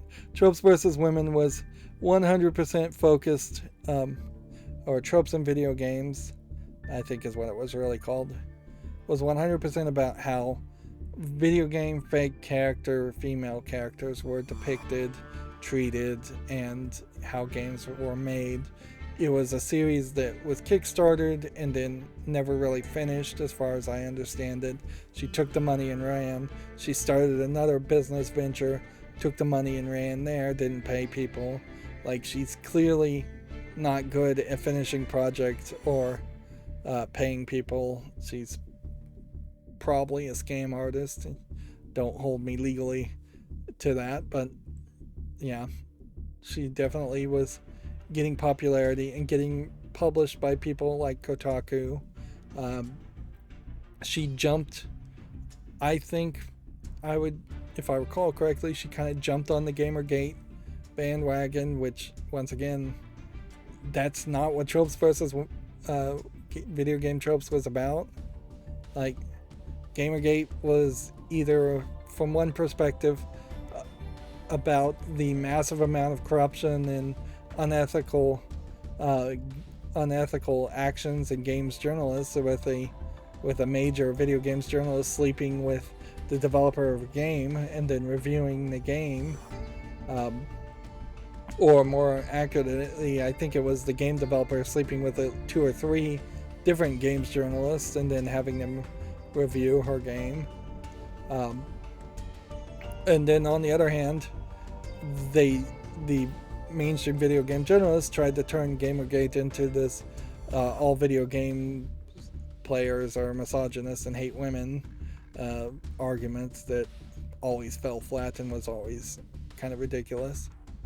And the Streisand effect was the only thing that even made Gamergate as an idea, and using the phrase "gate" as an idea.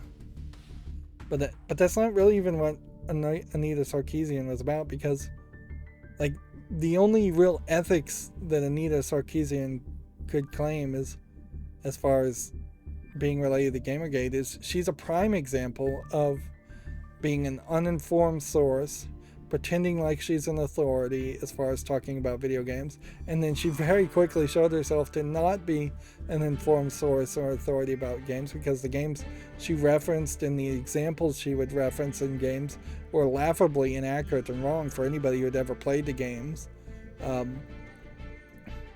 So, yeah, what she did was unethical, but I don't know if anybody even considered Anita Sarkeesian to be a journalist in the first place.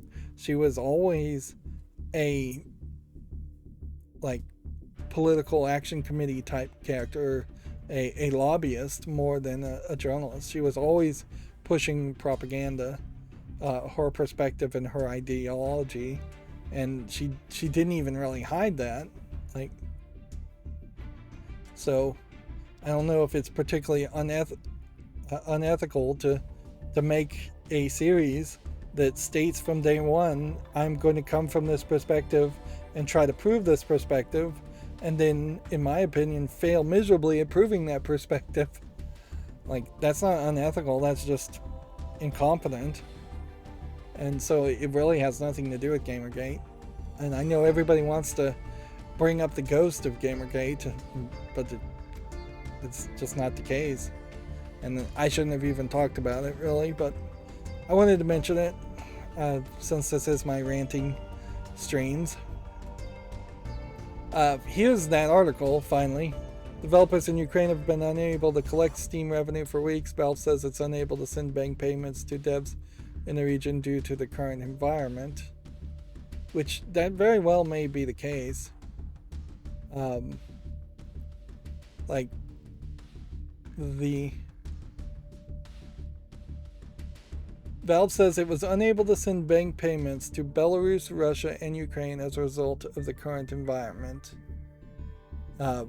So they have actively blocked Belarus, Russia, and Ukraine. Either the banks have, or the bank that Valve is using has.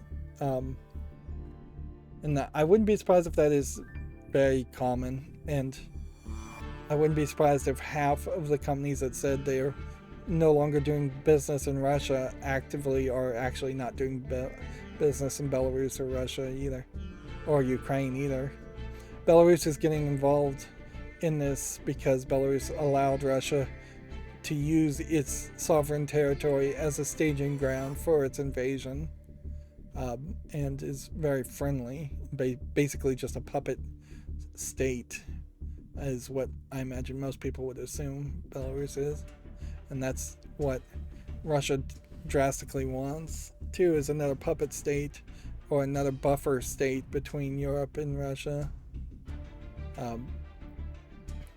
it's very, very much wants to claim a victory to ensure that Ukraine doesn't join NATO, to the point where they've offered to allow them to join the European Union, but if they promise not to join NATO. But a country's decisions and its sovereignty is its decisions in part. So one country telling another country they can't do something doesn't fly.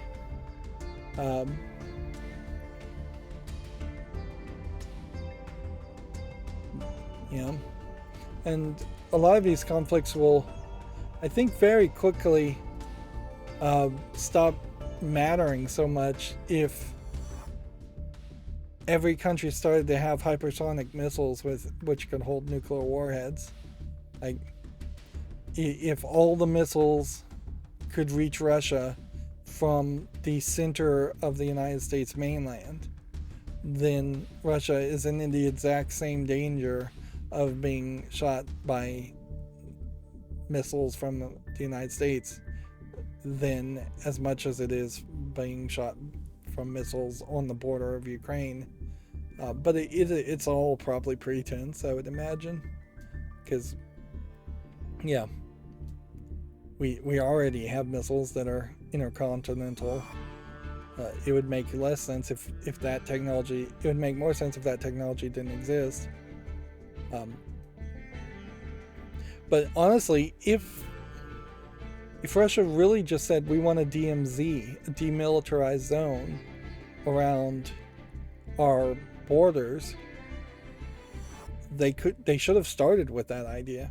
Like, we'll pull back our troops if you pull back your troops. But they weren't willing to do that. Russia was already stealing territory in Ukraine. They want a full takeover. Again, I'm talking politically, and this is a video game stream. Let's wrap up.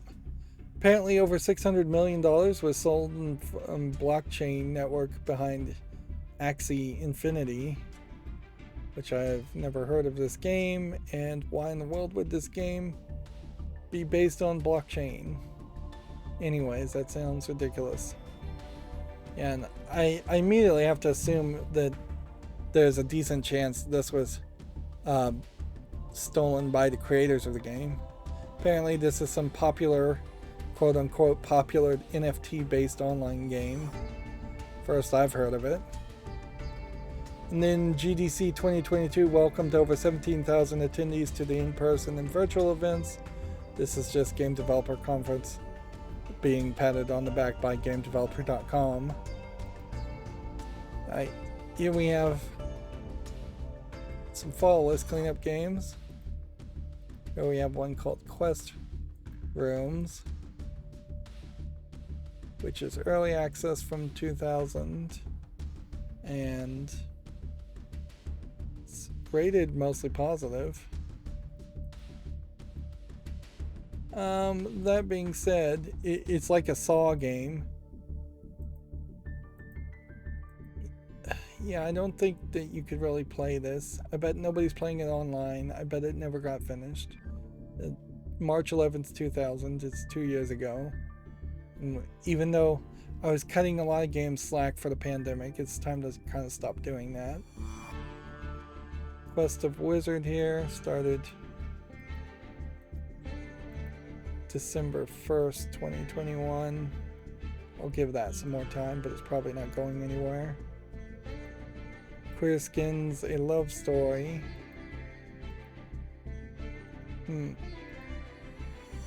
This is a game where you're like looking at images in the back of us. I feel like there might have been a second game like this. This one requires VR and kind of has no relevance. I often wondered if this game would have made any sense anyways, that you're just in the back seat of these two people and you're listening to them talk and you're looking at things. And clearly it didn't succeed. There's really no reason for this game to be in VR in the first place. since you're just in the back of a car. And yeah, so I think this has got to go. Yep. There are a couple of other games where you ride in cars and have conversations as far as long car rides. It's almost as if people were getting nostalgic for long car rides because of the pandemic. This Queen Enchantment game needs more time. It might succeed. Quantum Suicide here. Looks like it's a visual novel, but it's not. Is it a single player game? Yes, it is. Alright, well, it makes the requirements, mostly positive at 74%, over 30 reviews. So without actually going deeper into what looks like a werewolf style game, I'll put that on the wish list. QB Planets. Looks like a Rubik's Cube type game with some other elements.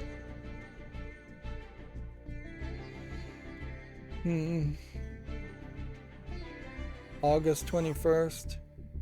One review. I'll give it some more time. I'm gonna have to make some exceptions if I want to play some of these kinds of games. By Thean. A hard dance XR experience available worldwide. It's a rhythm game. It's in early access. It's came out May 2021. I think we can remove that. It's online co-op only. So yeah, that can leave. Here we had a game that is no longer listed on Steam. Puzzletronics Digital Infinite. As far as an electronic simulating puzzle game, or electronic schematic game, that looks good enough. Put that on the wish list. Mostly positive, slightly over 30 reviews. And then Puzzletronics Analog Electronics, which is a little bit more complicated than digital schematic electronics, is also positive. So I almost wonder if there's a Puzzletronics bundle. Yep, there is. So you could get both, and both are fairly cheap, so I wouldn't be surprised if there isn't a lot of puzzles in it, like 30 each, 50 each. And then this one, it's a puzzle game. Move cats. The cat's claws gets canned food. Alright. This is mostly positive. It's only at 28 reviews, but I'll make an exception for that. And then that will be that for today's stream. Pretty much. We took a break. We've nearly gone 4 hours. Let me just scroll down my Twitter feed and see if there's anything that really needs to be mentioned.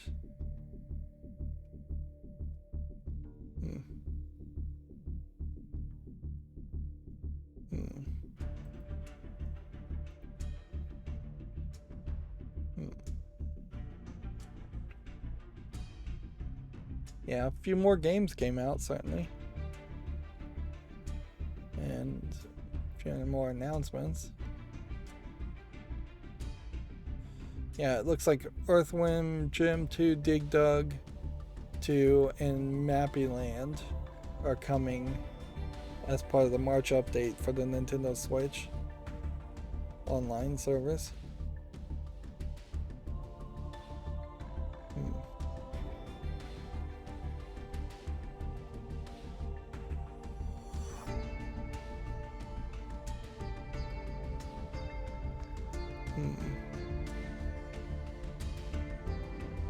Yeah. And that's pretty much it, though. Nothing really new. So, yep, that's going to be it for this stream. Again, another recording stream with no problems. So, I have been having occasional power outages outside because of storms and such, though. I would expect that would cause some problems, but it hasn't. So everything seems to be working now, thank goodness. I'm still cautious about it, though. Cautiously optimistic. That's going to be it for this stream. As always, I ask you to like, share, subscribe, comment, and watch every second of my videos. If you want a friend to follow me on any social media sites, there's a whole bunch of links down below. Thank you for watching. Have a good evening.